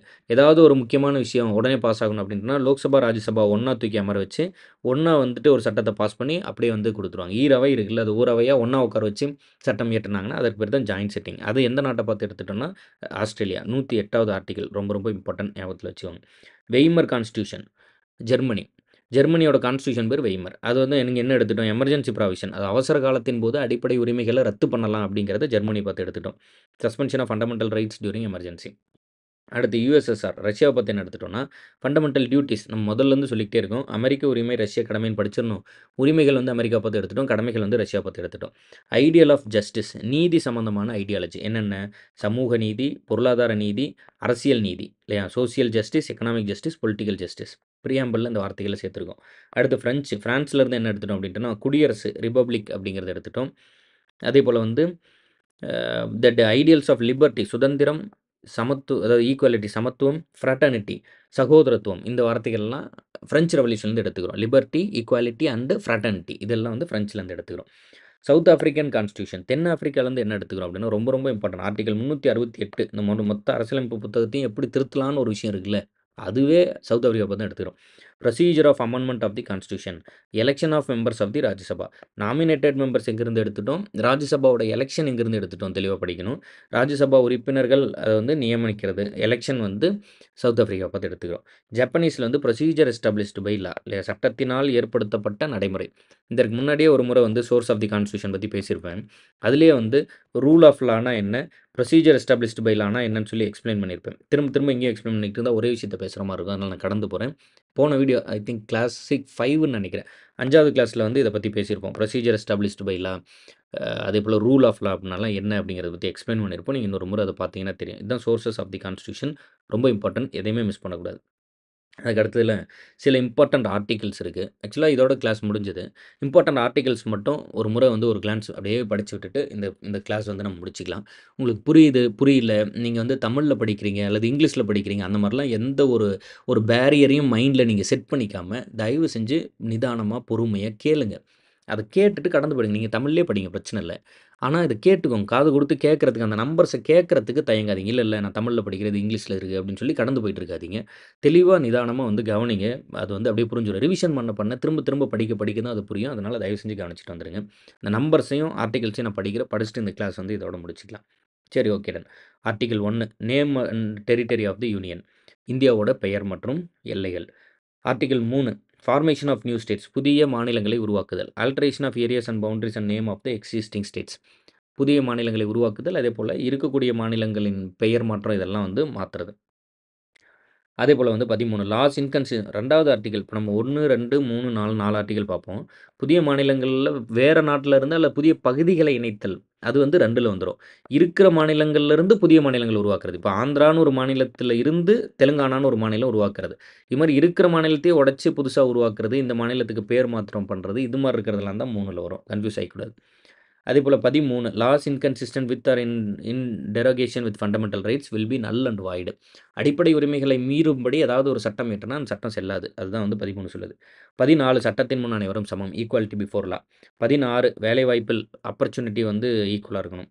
17 அபாலிஷன் ஆஃப் அன்டச்சபிலிட்டி தீண்டாமை ஒழிப்பு. 19 protection of certain rights regarding freedom of speech. இதுக்குள்ள 19க்குள்ள 19 அதுக்குள்ள வந்து ஏபிசிடின்னு சொல்லி நம்ம படிப்போம். உரிமைகள்னு சொல்லிட்டு. அதெல்லாம் படிக்கலாம். 21 ரொம்ப ரொம்ப இம்பார்ட்டன்ட் இல்லையா? வாழ்வதற்கான உரிமை அப்படின்னு protection of life and personal liberty. வாழ்வதற்கான உரிமை. 21 அமெண்ட்மெண்ட்டா கொண்டு வந்து சேர்த்துறோம். கல்விக்கான உரிமை இருக்கு அப்படின்னு ஃபண்டமெண்டல் ரைட்ஸ்ல வைக்கிறோம். ஞாபகம் வச்சுக்கணும் இல்லையா? 25 ஃப்ரீடம் ஆஃப் கன்சைன்ஸ் அப்படின்னா ஒண்ணும் இல்ல. நீங்க விரும்பும் மதத்தை பின்பற்றலாம். அதான் 25. 30 விரும்பும் மதத்தை பின்பற்றக்கூடிய உரிமை உண்டு. இந்தியால வந்து இந்தியா இஸ் எ மதச்சார்பற்ற நாடு. Secular country. அதனால வந்து ஃப்ரீடம் ஆஃப் கன்சைன்ஸ் இங்க இருக்கு. அதுக்கடுத்து 30 right of minorities to establish and administer educational institution. சிறுபான்மையினர் கல்வி நிறுவனங்களை நடத்தவும், நிர்வகிக்கவும் உரிமை உள்ளது. 31 சி ரொம்ப ரொம்ப இம்பார்ட்டன்ட். அதில வந்துட்டு சர்விங் of laws giving effect to certain directive principles இல்லையா? படிப்போம். 31 சொத்துரிமை பத்தி பேசியிருப்போம். அதில எத நீக்கியிருக்கோம்? அதில 31 ஏபிசி என்ன சொல்லுது அப்படின்னு படிக்கணும். நிலம் சம்மந்தமா படிப்போம். 32 32 தான் வந்துட்டு ரிட்ஸு. நீதி பேராணை. இந்திய அரசியலமைப்பின் இதயம் மற்றும் ஆன்மா அப்படின்னு டாக்டர் பி.ஆர். அம்பேத்கர் எத சொன்னாரு அப்படின்னு படிப்போம். 32 38 ரொம்ப ரொம்ப இம்பார்ட்டன்ட். டிபிஎஸ்பில வந்துரும். Social order, promotion of welfare of the people. மக்களின் நலனை உயர்த்துவதற்கு அரசாங்கங்கள் வேலை செய்யணும். அட்வைஸ் 38 இல்லையா? டிபிஎஸ்பில வந்துரும். 40 வில்லேஜ் பஞ்சாயத். 40 பத்தி அதாவது அரசியலமைப்பு எழுதும்போது வில்லேஜஸ்க்கான அந்த அதிகாரத்த குடுக்குறத பத்தி 40ங்கிற ஒரே ஆர்டிகிள் மட்டும் தான் குடுத்துருந்தோம். ஏன்னா, அப்ப வந்து இந்த 9A, 9B பஞ்சாயத்து ராஜ் இதெல்லாம் இல்ல. அதுக்கு பின்னாடி நெறைய சொல்லுவாங்க. பட் நீங்க ஒரு கதையா இப்படி ஞாபகம் வச்சுக்கலாம். அதாவது இந்தியாவின் அ முதுகெலும்பு வந்து கிராமத்தில இருக்கு. ஏன்னா விவசாயம் வந்து கிராமத்தில பண்றோம் அப்படின்னு ஒரு தலைவர் வந்து நினைக்கிறாரு. கிராமத்தில தான் ஜாதிய கட்டமைப்பு அதிகமா இருக்கு. அதனால கிராமத்துக்கு நம்ம அதிகாரத்த குடுத்தோம்னா, இன்னும் நெறைய வந்து இந்த கம்யூனல் சார்ந்த பிரச்சனை வரும் அப்படின்னு ஒருத்தர் நினைக்கிறாரு. அதனால கிராமத்துக்கு அதிகாரத்த குடுக்காமலே விட்டுர்றாரு. அப்படின்னு ஒரு ஒரு ஒரு ஒரு அவரோட ஐடியாலஜி சார்ந்து பேசும்போது சொல்லுவாங்க. ஆனா கிராமத்துக்கு அதிகாரத்த பிரிச்சு குடுக்க வேண்டியது அவசியமா இருக்கு. பிரச்சனை இருக்கும் கூட. ஆனாலும் அந்த அதிகாரத்த பிரிச்சு குடுக்கும்போது தான் அங்கங்க வேலை நடக்கும்ல. ஸோ, அப்ப அத குடுக்கலாமா, வேண்டாமான்னு ஆராய்ச்சி எல்லாம் பண்ணி, பிறகு வந்து நம்ம 9, 9ஏ இந்த மாரிலாம் சேர்த்துனதா சொல்லுவாங்க. ஸோ, அப்போ வ 2 பேருமே 2 விதத்தில வந்து சரியான ஒரு அரசியல் பார்வை தான் இருந்திருக்கும். நீங்க 2 பேர பத்தியும் படிக்கிறதுக்கு ஆக்சுவலி நம்ம வந்து மகாத்மா காந்தி அவர்கள பத்தியும், டாக்டர் பி.ஆர். அம்பேத்கர் அவர்கள பத்தியும் பேசுறோம். ரொம்ப சாதாரணமா சும்மா பாலிட்டி கிளாஸோட ஒரு ஒரு 1 மணி நேர வீடியோவ பார்த்துட்டு, நம்ம அரசியலே புரிஞ்சுக்கிட்ட மாதிரி தயவு செஞ்சு ஒரு ஒப்பீனியனுக்கு வராதீங்க. படிக்கிறதுக்கு நெறைய இருக்கு. 2 பேத்த பத்தி நெறைய படிக்கணும். அதுக்கப்புறம் நீங்க ஒரு ஒப்பீனியன் எடுத்துக்கலாம். தாராளமா வந்து you can take a stand. நீங்க வந்து எந்த சைடு அப்படிங்கிறத எடுக்கலாம். ஆனா சும்மா மேலோட்டமா நுனிப்புல் மேய்ஞ்ச மாதிரி, அங்க கொஞ்சம், இங்க கொஞ்சமா எல்லாத்தையும் வந்து கடிச்சுக்கிட்டு, அதிலிருந்து ஒரு ஐடியா இதுதான் சரி, இதுதான் தப்பு அப்படின்னு வர வேண்டாம். படிக்கணும். நெறைய படிக்கணும். நெறைய ஆராய்ச்சி பண்ணணும். நெறைய தெரிஞ்சுக்கணும். நெறைய பேச்சாளர்களோட சொற்பொழிவு கேட்கணும். என்ன நடந்துச்சு, என்ன நடந்துச்சுன்னு. அதுக்கப்புறம் அதுலேருந்து ஒரு டெசிஷன் வரணும். பரீட்சைக்கு என்ன தேவையோ அத படிங்க. அத ஞாபகம் வச்சுக்கிறதுக்கு இந்த மாதிரியான கதைகள் வந்து யூஸ்ஃபுல்லா இருக்கும் அப்படிங்கிறதுனால, இத நான் வந்து இந்த இடத்துல மேற்கோள் காட்டுறேன். மற்றபடி பொலிட்டிக்கல் ஐடியாலஜி அப்படிங்கிறது நீங்க நல்லா படிச்சு, சுத்தி இருக்கிறதெல்லாம் அப்சர்வ் பண்ணி, நெறைய பேரோட ஸ்பீச் எல்லாம் கேட்டு, உங்களுக்கா ஒரு பொலிட்டிக்கல் ஐடியாலஜி வரும்ல, அதுதான் பொலிட்டிக்கல் ஐடியாலஜி. சும்மா வந்து ரொம்ப சாதாரணமா, ஈஸியா வந்து அப்படியே வந்து ஒரு ஐடியாலஜிக்குள்ள வராதீங்க. கொஞ்சம் கவனம். நெறைய படிங்க, நெறைய கேளுங்க. அதுக்கப்புறம் ஒரு ஐடியாலஜிய நீங்க தாராளமா சூஸ் பண்ணுங்க. அதேபோல அடுத்ததுல வந்து 44 யூனிஃபார்ம் சிவில் கோட். உத்தரகண்ட் வந்து யூனிஃபார்ம் சிவில் கோட் அமல்படுத்திட்டாய்ங்க. நம்ம இத பத்தி பேசியிருந்தோம். கொலை பண்ணிறான்னு வச்சுக்கோங்க. எந்த மதத்துக்காரனா இருந்தாலும் அவனுக்கு வந்து ஈக்குவல் தண்டனை தான். அது மதத்த பொறுத்துலாம் மாறாது. ஆனா, பர்சனலா சிவில் மேட்டர்ஸ்ல வந்து மதத்தை பொறுத்து தீர்ப்பு வந்து மாறுது. திருமண உறவுகள் பத்தியோ, சொத்துரிமை பத்தியோ, ஆண், பெண்ணுங்கிறத பத்தியோலாம் சிவில் மேட்டர்ஸ் வரும்போது மாறுது. இந்தியால வந்து இன்ன வரைக்கும் நமக்கு வந்து we don't have uniform civil code throughout the India. India முழுவதும் வந்து பொது சிவில் சட்டம் இல்ல. அத அமல்படுத்தணும்னு ஒருத்தங்களும், அமல்படுத்த வேண்டாம்னு ஒருத்தங்களும் வந்து ச அரசியல் பேச்சுவார்த்தை நீங்க பார்த்துருக்கலாம். இப்போதைக்கு உத்தரகண்ட் வந்து இதை வந்து அமல்படுத்திட்டாங்க. அத பத்தி பேசுறது தான் 44. இங்க யூனிஃபார்ம்னு இருக்கு. ஆர்டிகிள் வந்து 4, 4ன்னு இருக்கு. அதனால அந்த மாரி கூட நீங்க ஞாபகம் வச்சுக்கலாம். அடுத்து 45 provision of early childhood care and education below the age of 6 years. முன்னாடி வந்து 0 டூ 6ன்னு இருந்தது. முன்னாடி வந்து 6 டூ 14 இருந்தது. அப்புறம் 21/7 கொண்டு வந்துறதுனால 0 டூ 6 அந்த மாரிலாம் போயிடும். அது 46 வந்து educational and economic interest of scheduled caste, scheduled tribe and other weaker sections. Reservation பத்தி ஒரு அட்வைஸ். ஏன்னா டிபிஎஸ்பி இல்ல. அதனால 46. 50 நீதித்துறையும், நிர்வாகத்தையும் பிரிச்சு வைக்க சொல்லியிருப்பாங்க. ஒருத்தங்க கையிலே அதிகாரம் இருந்ததுன்னா, அவங்க வந்து ரொம்ப பவர்ஃபுல் ஆயிடுறாங்க. அதனால அத பிரிச்சு வைக்க வேண்டிய அவசியம் இருக்கு. அவ்வளோதான். இப்ப நீங்க வந்து என்ன குற்றம் பண்ணிட்டாலும் கூட, ஒரு போலீஸ்காரங்களால உங்கள தொரத்தி பிடிக்க முடியுமே தவிர்த்து, உங்களுக்கு தூக்கு தண்டனைய அவங்க எழுத முடியாது. அது ஒரு ஜட்ஜ் தான் எழுதணும். விசாரிச்சு தான் எழுதணும். ஜட்ஜால தீர்ப்பு எழுத முடியுமே தவிர்த்து, ஒருத்தங்கள தொரத்தி பிடிக்க முடியாது. அப்ப நம்ம என்ன பண்ணியிருக்கோம்? அதிகாரத்த பிரிச்சு குடுத்துருக்கோம். விசாரிக்கக்கூடியது, தீர்ப்பு எழுதக்கூடியது ஒருத்தர்ட்டயும், அல்லது வந்து அந்த நபர் யாரு, என்னன்னு விசாரிச்சு கூட்டிட்டு வர வேண்டிய ஆள் ஒருத்தங்ககிட்டயும், இது மாதிரி அதிகாரத்தெல்லாம் நம்ம ஸ்ப்ளிட் பண்ணி குடுத்துருக்கோம். ஏன்னா அப்பதான் வந்து ஒரு தனிப்பட்ட மனிதனோட விருப்பு, வெறுப்புக்கு தகுந்த மாரி செயல்படாம, சரியான ஒரு விஷயம் வந்து நடக்கும் அப்படிங்கிறதுனால அதிகாரத்த பிரிச்சு வச்சிருக்கோம். அத நீங்க புரிஞ்சுக்கிறீங்க. 51 promotion of international peace and security. உலக அமைதியை வந்து நம்ம வந்து சரி செய்றதுக்காக ஏதாவது பண்றது. 51 ரொம்ப ரொம்ப முக்கியம். Fundamental duties. 72 இது வந்து பவர் டூ கிராண்ட் பார்டன் அப்படின்னு நம்ம படிப்போம். அதாவது மன்னிக்கும் அதிகாரம். குடியரசுத் தலைவருக்கு இருக்கு. நீங்க வந்து எப்பேர்ப்பட்ட குற்றவாளியா இருந்தாலும் ஜெயில விட்டு வெளிய போலாம். எப்போ? குடியரசுத் தலைவர் சொன்னாருன்னா. ஐயா அப்துல் கலாம் அவர்கள் பத்தி நான் ஒரு புத்தகம் படிச்சேன். "என் வாழ்வில் திருக்குறள்" அப்படின்னு சொல்லி ஐயா அப்துல் கலாம் அவர்களுக்கு பிடித்த சில திருக்குறள்கள மேற்கோள் காட்டி பேசியிருப்பாங்க. அதுல வந்து அவரு குடியரசுத் தலைவரா இருக்கும்போது, அவர்ட்ட வந்து இந்த மாரி நெறைய குற்றவாளிகளோட குடும்பத்தினர் வந்து மன்னிப்பு கேட்டு நெறைய லெட்டர்ஸ் எழுதியிருப்பாங்க. மன்னிச்சு திருந்தி வாழ்றதுக்கு ஒரு வாய்ப்பு குடுங்க. அந்த மாரி வந்து மன்னிச்சு லெட்டர்ஸ் நெறைய எழுதியிருப்பாங்க. அப்போ வந்து ஐயா அப்துல் கலாம் அவர்கள் என்ன சொல்லியிருப்பாருன்னா, ஒரு குறள மேற்கோள் காட்டி, "ஒரு வயல்ல நல்லபடியா நெல் விளையணும் அப்படின்னு நெனைக்கிறவன் வந்து அந்த நெல்லுக்கு போற நீர தடுக்கக்கூடிய புல் இருக்குல்ல, களை இருக்குல்ல, அந்த களைய எடுக்க தயங்கக்கூடாது அப்படின்னு பொருள் படுற மாரி ஒரு திருக்குறள் எழுதியிருப்பாங்க. அந்த திருக்குறள மேற்கோள் காட்டி, நம்ம வந்து எல்லாத்தையும் வந்து மன்னிச்சிட முடியாது. குற்றங்களுக்கான தண்டனை குடுக்குறது அவசியம். அதனால வந்து அத மன்னிக்கக்கூடிய விஷயத்த நான் வந்து எப்படி அத கையாண்டேன் அப்படிங்கிறத பத்தி, எப்படி அந்த அந்த திருக்குறள மேற்கோள் காட்டி சொல்லியிருப்பாரு. அப்படின்னா என்னன்னா, நெல்லு நல்லா வரணும்னா, நெல்லோட வளர்ச்சிய தடுக்கக்கூடிய புல்ல களை எடுக்க வேண்டிய தேவை விவசாயிக்கு இருக்குல்ல. அது மாதிரி வந்து சொல்லியிருப்பார்.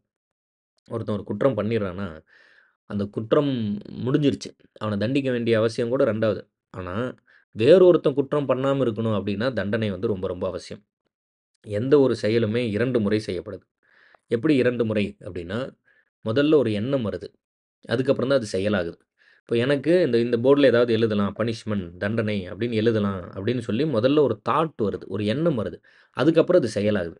இப்போ ஏற்கனவே இந்த மாரி போர்ட்ல எழுதின ஒருத்தன எல்லாரும் சேர்ந்து கல்லால அடிச்சு கொன்றுந்தாங்கன்னா, அந்த எண்ணம் வரும்போதே எனக்கு பயம் வந்துரும். நம்ம இந்த மாரி எழுதுனா நம்மளை வந்து பனிஷ் பண்ணிருவாங்க அப்படின்னு பயம் வந்துரும். அப்போ நான் அந்த செயல செய்ய மாட்டேன். இதுதான் தண்டனையோட முக்கியத்துவம். எக்ஸாம்பிள் செட் பண்றதுன்னு சொல்லுவாங்க. அதாவது ஒருத்தங்களுக்கு பனிஷ் பண்ணும்போது தான் அடுத்து வேற யாரும் அந்த தண்டனை செய்ய அந்த அந்த குற்றத்தை செய்ய முன்வராத மாதிரியான ஒரு விஷயம் வரும். அதனாலேயே தண்டனை வந்து அவசியப்படுது. சரி ஓகே டன்.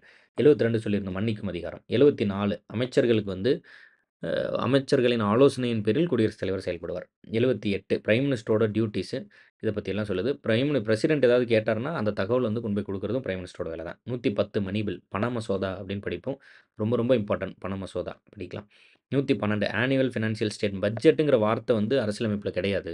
அந்த டாக்குமெண்ட்லாம் கேரி பண்ணிட்டு போற பேக்கோட பேரு பட்ஜெட். பிரெஞ்சு மொழி சொல்லுல அந்த பட்ஜெட் அப்படிங்கிறது அந்த டாக்குமெண்ட்ஸ கேரி பண்ணிட்டு போற பேக்கோட பேரு. அதனால அரசியலமைப்புல என்னன்னு தான் இருக்கும்னா, ஆனுவல் ஃபினான்ஷியல் ஸ்டேட்மெண்ட் அப்படின்னா தமிழ்ல என்னது? ஆண்டு நிதிநிலை அறிக்கை அப்படின்னு பேரு. ஆண்டு நிதிநிலை அறிக்கை. இதுதான் ஆனுவல் ஃபினான்ஷியல் ஸ்டேட்மெண்ட்.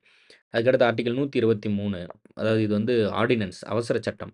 இப்ப நார்மலா ஒரு விஷயம் வந்து இப்போ என்ன ஆர்டினன்ஸ்ங்கிறது எப்படி நீங்க புரிஞ்சுக்கலாம்னா, அவசர சட்டம். இப்போ வந்து இந்தியாவின் பிரதமரா இருந்தாலும் கூட, பிரதமர் வந்து நேரடியா மைக்க பிடிச்சு, நாளையிலிருந்து பெண்களின் திருமண வயத 18லேருந்து 21 உயர்த்துறேன் அப்படின்னு அறிவிக்க முடியாது. அதுக்கு பதிலா என்ன பண்ணணும்? சட்டம் இயற்றணும். போய் லோக்சபால அது மசோதாவாகி, அந்த மசோதா ராஜ்யசபாவுக்கு போய், ராஜ்யசபாலேருந்து குடியரசுத் தலைவர் போய், குடியரசுத் தலைவர் கையெழுத்திட்ட பிறகு தான் அது வந்து சட்டமாகுது. ஸோ இந்த ப்ரொசீஜர் இருக்குல்ல, இத பைபாஸ் பண்ணி ஒருத்தரால இந்த மாரி வந்து அறிவிக்க முடியும். அவரு தான் யாரு அப்படின்ட்டுனா பிரசிடென்ட். அந்த மாரி ஏதாவது ஒரு அவசர சூழல், இப்போ ஒரு படையெடுப்பு நடக்குது, இல்ல ஒரு பஞ்சம் வந்துருச்சு, இல்ல கொரோனா மாதிரி ஏதாவது ஒரு மெடிக்கல் எமர்ஜென்சின்னா, டக்குன்னு வந்து சட்டத்த அறிவிச்சுட்டு, அதுக்கப்புறம் போய் பாராளுமன்றத்தில ஒப்புதல் வாங்கிக்கலாம். ஃபர்ஸ்ட்டு என்ன பண்ணணும்? லோக்சபா, ராஜ்யசபா, பிரசிடென்ட் கையெழுத்து, அதுக்கப்புறம் சட்டம். ஆனா அப்படி இல்லாம, ஃபர்ஸ்ட்டே சட்டத்த அறிவிச்சுட்டு, அதுக்கப்புறம் போய் ஒப்புதல் வாங்கிக்கலாம். அதுக்கு பேரு தான் ஆர்டினன்ஸ் அப்படின்னு சொல்றோம். அத குடுக்கக்கூடிய அதிகாரம் யாருக்கு இருக்கு? பிரசிடென்ட்க்கு இருக்கு. அத பத்தி பேசக்கூடிய ஆர்டிக்கிள் வந்து ஆர்டிக்கிள் 123. அடுத்து 143 power of president to consult supreme court. Supreme கோர்ட்கிட்ட ஆலோசனை கேட்கக்கூடிய அதிகாரம். 155 அவங்க ஆளுநர வந்து அப்பாயிண்ட் பண்றத பத்தி பேசுது. 161 power of governor to grant pardon. இதெல்லாம் எல்லாத்தையும் படிக்கணும். இவருக்கு வந்து முழுமையா மன்னிக்கக்கூடிய அதிகாரம் இருக்கா? தூக்கு தண்டனை மன்னிக்கலாமா? ஆயுள் தண்டனை மன்னிக்கலாமா? அந்த மாரிலாம் படிக்கலாம். 163 மாநிலத்தில உள்ள அமைச்சர்கள் வந்து அவரோட ஆலோசனையின் பேரில் ஆளுநர் செயல்படணும். இப்போ கூட தமிழ்நாடு ஆளுநர் சார்ந்த ஒரு பிரச்சனை போயிட்டு இருக்கு. இன்னைக்கு என்ன டேட்? 2025 பிப்ரவரி 15ஆம் தேதி. ஸோ இப்போ தமிழ்நாடு ஆளுநர் சார்ந்து போயிட்டு இருக்கக்கூடிய இந்த பிரச்சனைகள் இதெல்லாம் இருக்கும்போது, மாநில அமைச்சர்களின் ஆலோசனையின் பேர்ல தான் ஆளுநர் செயல்படணும். ஆனா அது கம்பல்சரி கிடையாது. 167 டியூட்டீஸ் ஆஃப் சீஃப் மினிஸ்டர். அங்க வந்து என்ன படிச்சோம்? Duties of prime minister. இங்க முதலமைச்சரோட பணிகள். 169 முக்கியமானது இது. Abolition or creation of council of states.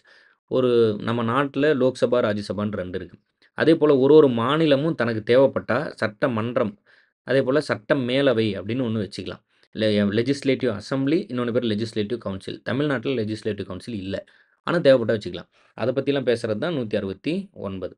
Article 200 ரொம்ப ரொம்ப முக்கியம். குடியரசுத் தலைவர் ஒரு ஆர்டிகிள்க்கு கையெழுத்து போடுறத பத்தி பேசக்கூடிய ஆர்டிகிள் நம்பர் வந்து, அதாவது ஒரு மசோதாவுக்கு கையெழுத்து போட்டு சட்டமா மாத்தக்கூடியத பத்தி பேசுறது 111. அதுபோல ஆளுநர் ஒரு மசோதாவுக்கு கையெழுத்திட்டு சட்டமா மாத்தக்கூடியத பத்தி பேசுறது 200. அசென்ட் கையெழுத்திடுறது. 213 power of governor to promulgate ordinance. இங்க வந்து கவர்னர் ஆர்டினன்ஸ் கொண்டு வரத பத்தி பேசுது. 226 ரொம்ப முக்கியம். Power of high court to issue writs. ஹைகோர்ட்டுக்கு ரிட்ஸ் நீதி பேராணைகள் இஷ்யூ பண்ற ரைட்ஸ் இருக்கா? இல்லையா? இருக்கு. எத்தனாவது ஆர்டிகிள்? 226. உச்சநீதிமன்றம் ரிட்ஸ் இஷ்யூ பண்றத பத்தி பேசுற ஆர்டிகிள் என்ன? 32. உயர்நீதிமன்றம் ஹைகோர்ட் இஷ்யூ பண்றத பத்தி பேசுறது 226. 239 ஏ அதுக்கப்புறம் அதில இன்னொரு அமெண்ட்மென்ட் கொண்டு வரும். அதனால 239 ஏ. அதில என்ன சொல்லுது அப்படின்ட்டுனா, டெல்லி பத்தின சிறப்பு விஷயத்த பத்தி பேசுது. 249 249ல power of parliament to legislate with respect to a matter in the state list in national interest. இப்போ மத்திய பட்டியல், மாநில பட்டியல், அதேபோல பொது பட்டியல்னு பிரிச்சிருந்தோம் இல்லையா? இதில மாநில பட்டியல்ல ஒரு மத்திய அரசு வந்து சட்டம் இயற்ற முடியுமா? அப்படின்னா முடியும். With the opinion with the support of Rajya Sabha. ராஜ்யசபாவோட இதன் அடிப்படை பரிந்துரையின் அடிப்படையில் சட்டம் இயற்றலாம். படிக்கலாம். 262 adjudication of disputes relating to waters, interstate rivers இதெல்லாம் நீர் மற்றது ரிலேட்டடான பிரச்சனைகள் பத்தி பேசக்கூடியது. 263 அதாவது இன்டர்ஸ்டேட் கவுன்சில் 2 மாநிலங்களுக்கு இடைப்பட்ட ஒரு கவுன்சில் உருவாக்குறத பத்தி பேசுது. 265 அதாவது only by the authority of law அப்படின்னா என்னன்னா, வரி நம்ம வந்து கட்டுறோம் டாக்ஸ். அது எப்படி மட்டும் தான் வாங்கணும். சட்டம் கொடுத்த வரி மட்டும் தான் வாங்கணும். நெனச்சதுக்கு வரி நெனச்ச நபர்கள் வரி வாங்கக்கூடாது. By the authority of the law. சட்டம் யாருக்கு அதிகாரம் குடுத்து, எவ்வளோ வரின்னு சொல்லி இது பண்ணுதோ, அதன் அடிப்படையில தான் வாங்கணும். By the authority of the law. யார் வேணா வந்து வரி வாங்குறது கிடையாது. 275 grants from union to certain states. அந்த மானியம் குடுப்பாங்க இல்லையா அது. 280 ரொம்ப ரொம்ப முக்கியம். 5 வருஷத்துக்கு ஒரு டைம் குடியரசுத் தலைவர் வந்து ஃபினான்ஸ் கமிஷன அமைப்பார். 300 சூட்ஸ் அண்ட் ப்ரொசீடிங்ஸ் படிப்போம். அதேபோல 265, 300 அதேபோல 300 ஏ சொல்லியிருந்தோம் சொத்துரிமை. இல்லையா? 311 இதில வந்து 310, 311 அப்படி படிச்சா தான் புரியும். இத வந்து நம்ம வந்து டாக்ட்ரின் ஆஃப் ப்ளஷர் அப்படின்னு படிப்போம். அப்படின்னா என்னன்னா, ஒரு அரசு அதிகாரி வந்து குடியரசுத் தலைவர் விரும்பும் வரை தான் பதவியில இருக்க முடியும். திடீர்னு சஸ்பெண்ட் பண்ண முடியுமானா முடியும். அத பத்தி பேசுற ஆர்டிகிள் தான் 310. ஒருவேள அப்படி சஸ்பெண்ட் பண்ணாலும், அந்த அரசு அதிகாரிக்கு ஒரு ஒரு பாயிண்ட் ஆஃப் வியூ இருந்திருக்கும்ல. இப்போ ஒரு யுபிஎஸ்சி ஆஸ்பிரண்ட் ஒரு கலெக்டர் திடீர்னு குடியரசுத் தலைவர் சஸ்பெண்ட் பண்ண முடியுமா? முடியும். அத பத்தி சொல்றது தான் 310. குடியரசுத் தலைவர் விரும்பும் வரை தான் பதவியில் தொடர முடியும். டக்குன்னு சஸ்பெண்ட் பண்ணி அனுப்பிச்சுடலாம். ஆனாலும் அதுக்கான பாதுகாப்பு குடுக்கிறத பத்தி பேசுற ஆர்டிகிள் தான் 311. அதேபோல தன்னை அப்பாயிண்ட் பண்ண அத்தாரிட்டி யாரோ, அதை விட கம்மியான பவர்ல இருக்கக்கூடிய ஒருத்தரால அவர வந்து பதவியிலிருந்து நீக்க முடியாது. அதாவது இப்போ ஒருத்தர் இப்போ ஒரு ஒரு பிரசிடென்ட் இப்போ வேண்டாம் ஒரு கவர்னர் இருக்காருன்னு வச்சுக்கோங்க. கவர்னர் ஆஃபீஸ்ல இருக்கக்கூடிய வேற ஒருத்தர் இருக்காருன்னு வச்சுக்கோங்க. இப்போ இதில யாரு சுப்பீரியர் ஆஃபீசர் அப்படின்ட்டுனா கவர்னர்னா, இப்போ இவர விட அதிக அத்தாரிட்டி படைச்ச ஒருத்தரால தான் இவர நீக்க முடியுமே தவிர்த்து, இவர விட கம்மி அதிகாரம் படைச்ச ஒருத்தரால இவர நீக்க முடியாது. அது மாரிலாம் சில கான்செப்ட்ஸ்லாம் பேசுவோம். Dismissal, removal, reduction in rank of person employed in civil capacities under union or state. இதான் வந்து 311. 312 ஆல் இண்டியா சர்வீஸ் பத்தி நம்ம படிச்சிருப்பீங்க. 301லேருந்து 307 ட்ரேடு. 308லேருந்து 323 வரைக்கும் பப்ளிக் சர்வீஸ் கமிஷன் பத்தி பேசுது. அப்ப இந்த ஆர்டிகல்லாம் என்னன்னு தெரிஞ்சிருக்கணும். 312, 315 union and state, 320 function of the public service commission, ஒரு தேர்வாணையத்தோட பணிகள். 323 ட்ரைபுனல்ஸ் பத்தி பேசக்கூடியது 2 ஆர்டிகல். 323 அதேபோல 323 அப்போ அத பத்தி இங்க பேசியிருக்கோம். 324 இதில வந்துட்டு எலக்ஷன் கமிஷனோட அந்த கண்ட்ரோலு, அதோட டைரக்ஷன் என்ன, மற்ற அதிகாரங்கள் என்னென்ன இருக்கு அதெல்லாம். 330 reservation of seats for scheduled caste and scheduled tribes in the house of the people. 335 house of the பீப்பிள்ல மட்டும் தான் ரிசர்வேஷன் இருக்கு. ராஜ்யசபால ரிசர்வேஷன் கிடையாது. நல்லா ஞாபகம் வச்சுக்கணும். லோக்சபால மட்டும் தான் ரிசர்வேஷன் இருக்கு. ராஜ்யசபால ரிசர்வேஷன் இல்ல. 335 claim of scheduled caste and scheduled tribe to service and post. வேலை மற்றும் அதுக்கான அந்த சர்வீஸ் ரிலேட்டடான போஸ்ட்டுக்கு. 52 தேசிய அவசர நிலை. 56 மாநில அவசர நிலை. இல்ல ஸ்டேட் எமர்ஜென்சி. இப்போ மணிப்பூர்ல அவசர நிலை கொண்டு வந்துட்டாங்க. இன்னைக்கு 2025 பிப்ரவரியில முன்னாடியே வந்துருச்சு. நேத்து முன்னாடி நாள் பேப்பர்ல இருந்தது. அதேபோல 360ல வந்து ஃபினான்ஷியல் எமர்ஜென்சி. இதுவரைக்கும் இந்தியால வரவே இல்ல.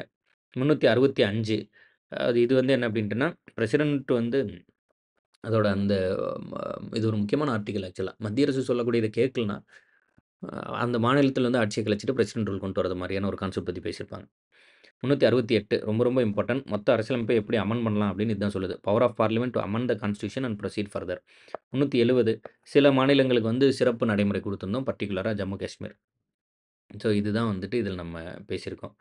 ஸோ அப்போ இப்போ வந்து என்னென்ன பார்த்துட்டோம் அப்படின்ட்டுன்னா, பார்ட்டு, ஸ்கெட்யூலு, அத ஞாபகம் வச்சுக்கிறது, source of the constitution, important articles இதெல்லாம் முடிச்சுட்டோம். கிளாஸ் 7. அடுத்த வீடியோ வந்து ரொம்ப ரொம்ப இம்பார்ட்டன்ட். பார்ட் 1லேருந்து 4A வரைக்கும் ஒரே வீடியோவா பேசிறலாம்னு நெனைக்கிறேன். முடிஞ்சா அப்படி பேசலாம். ஏன்னா பார்ட் 3 ரொம்ப இருக்கும். நெறைய சொல்ல வேண்டியது. ஃபண்டமெண்டல் ரைட்ஸ்னா, அது ஒரு ஃபண்டமெண்டல் ரைட்ஸ் மாரி எடுக்கணும். அது வந்து ரொம்ப ரொம்ப நல்லாயிருக்கும். ட்ரை பண்ணுவோம் முடிஞ்ச அளவுக்கு. இல்லன்னா வந்து பார்ட் 1 அண்ட் 2 ஒரு வீடியோவாவும், அண்ட் 3, 4, 5 3, 4 அண்ட் 4A இது வந்து ஒரு வீடியோவாவும் எடுத்துடலாம். எப்படி பார்த்தாலும் இந்த 1, 2, 3, 4, 4A இதுவரைக்கும் ரொம்ப ரொம்ப இம்பார்ட்டன்ட். எல்லா ஆர்டிக்கிளும் படிக்கணும். மோஸ்ட் இம்பார்ட்டன்ட்டா இருக்கும். ஸோ இதுதான். இப்போதைக்கு நம்ம இன்ட்ரோடக்ஷன், ஹிஸ்டாரிக்கல் பேக்ரவுண்டு, அதிலேயே part 2 making of the constitution, interim government, cabinet, sources, preamble, explaining the parts and schedule, அதே சமயம் source of the constitution, important articles இதுவரைக்கும் இப்போதைக்கு முடிச்சிருக்கோம். இதை நீங்க வந்து தமிழ், இங்கிலீஷ்ன்னு சொல்லி போட்டு குழப்பிக்காம, எவ்வளோ முடியுமோ அவ்வளோ தூரத்துக்கு வந்து நல்லா ரிவைஸ் பண்ணி ஞாபகம் வச்சுக்கோங்க. அதுக்கப்புறம் பார்ட் 1, 2, 3, 4ன்னு சொல்லி அதெல்லாம் முடிச்சிடலாம். அதுக்கப்புறம் கொஞ்சம் வந்து நம்ம அந்த ஏரியாஸை வந்து திரும்ப திரும்ப திரும்ப திரும்ப ரிவிஷன் பண்ணிக்கிட்டு ஸ்கூல் புக்கை படித்தோம் அப்படின்ட்டுனாவே வில் கெட் த்ரூ இட். ஓரளவுக்கு படிச்சிடலாம் இல்லையா? கொஞ்சம் கான்ஃபிடென்ட்டாக படிங்க, தொடர்ந்து படிங்க. பார்த்துப்போம். Keep supporting us. Thank you.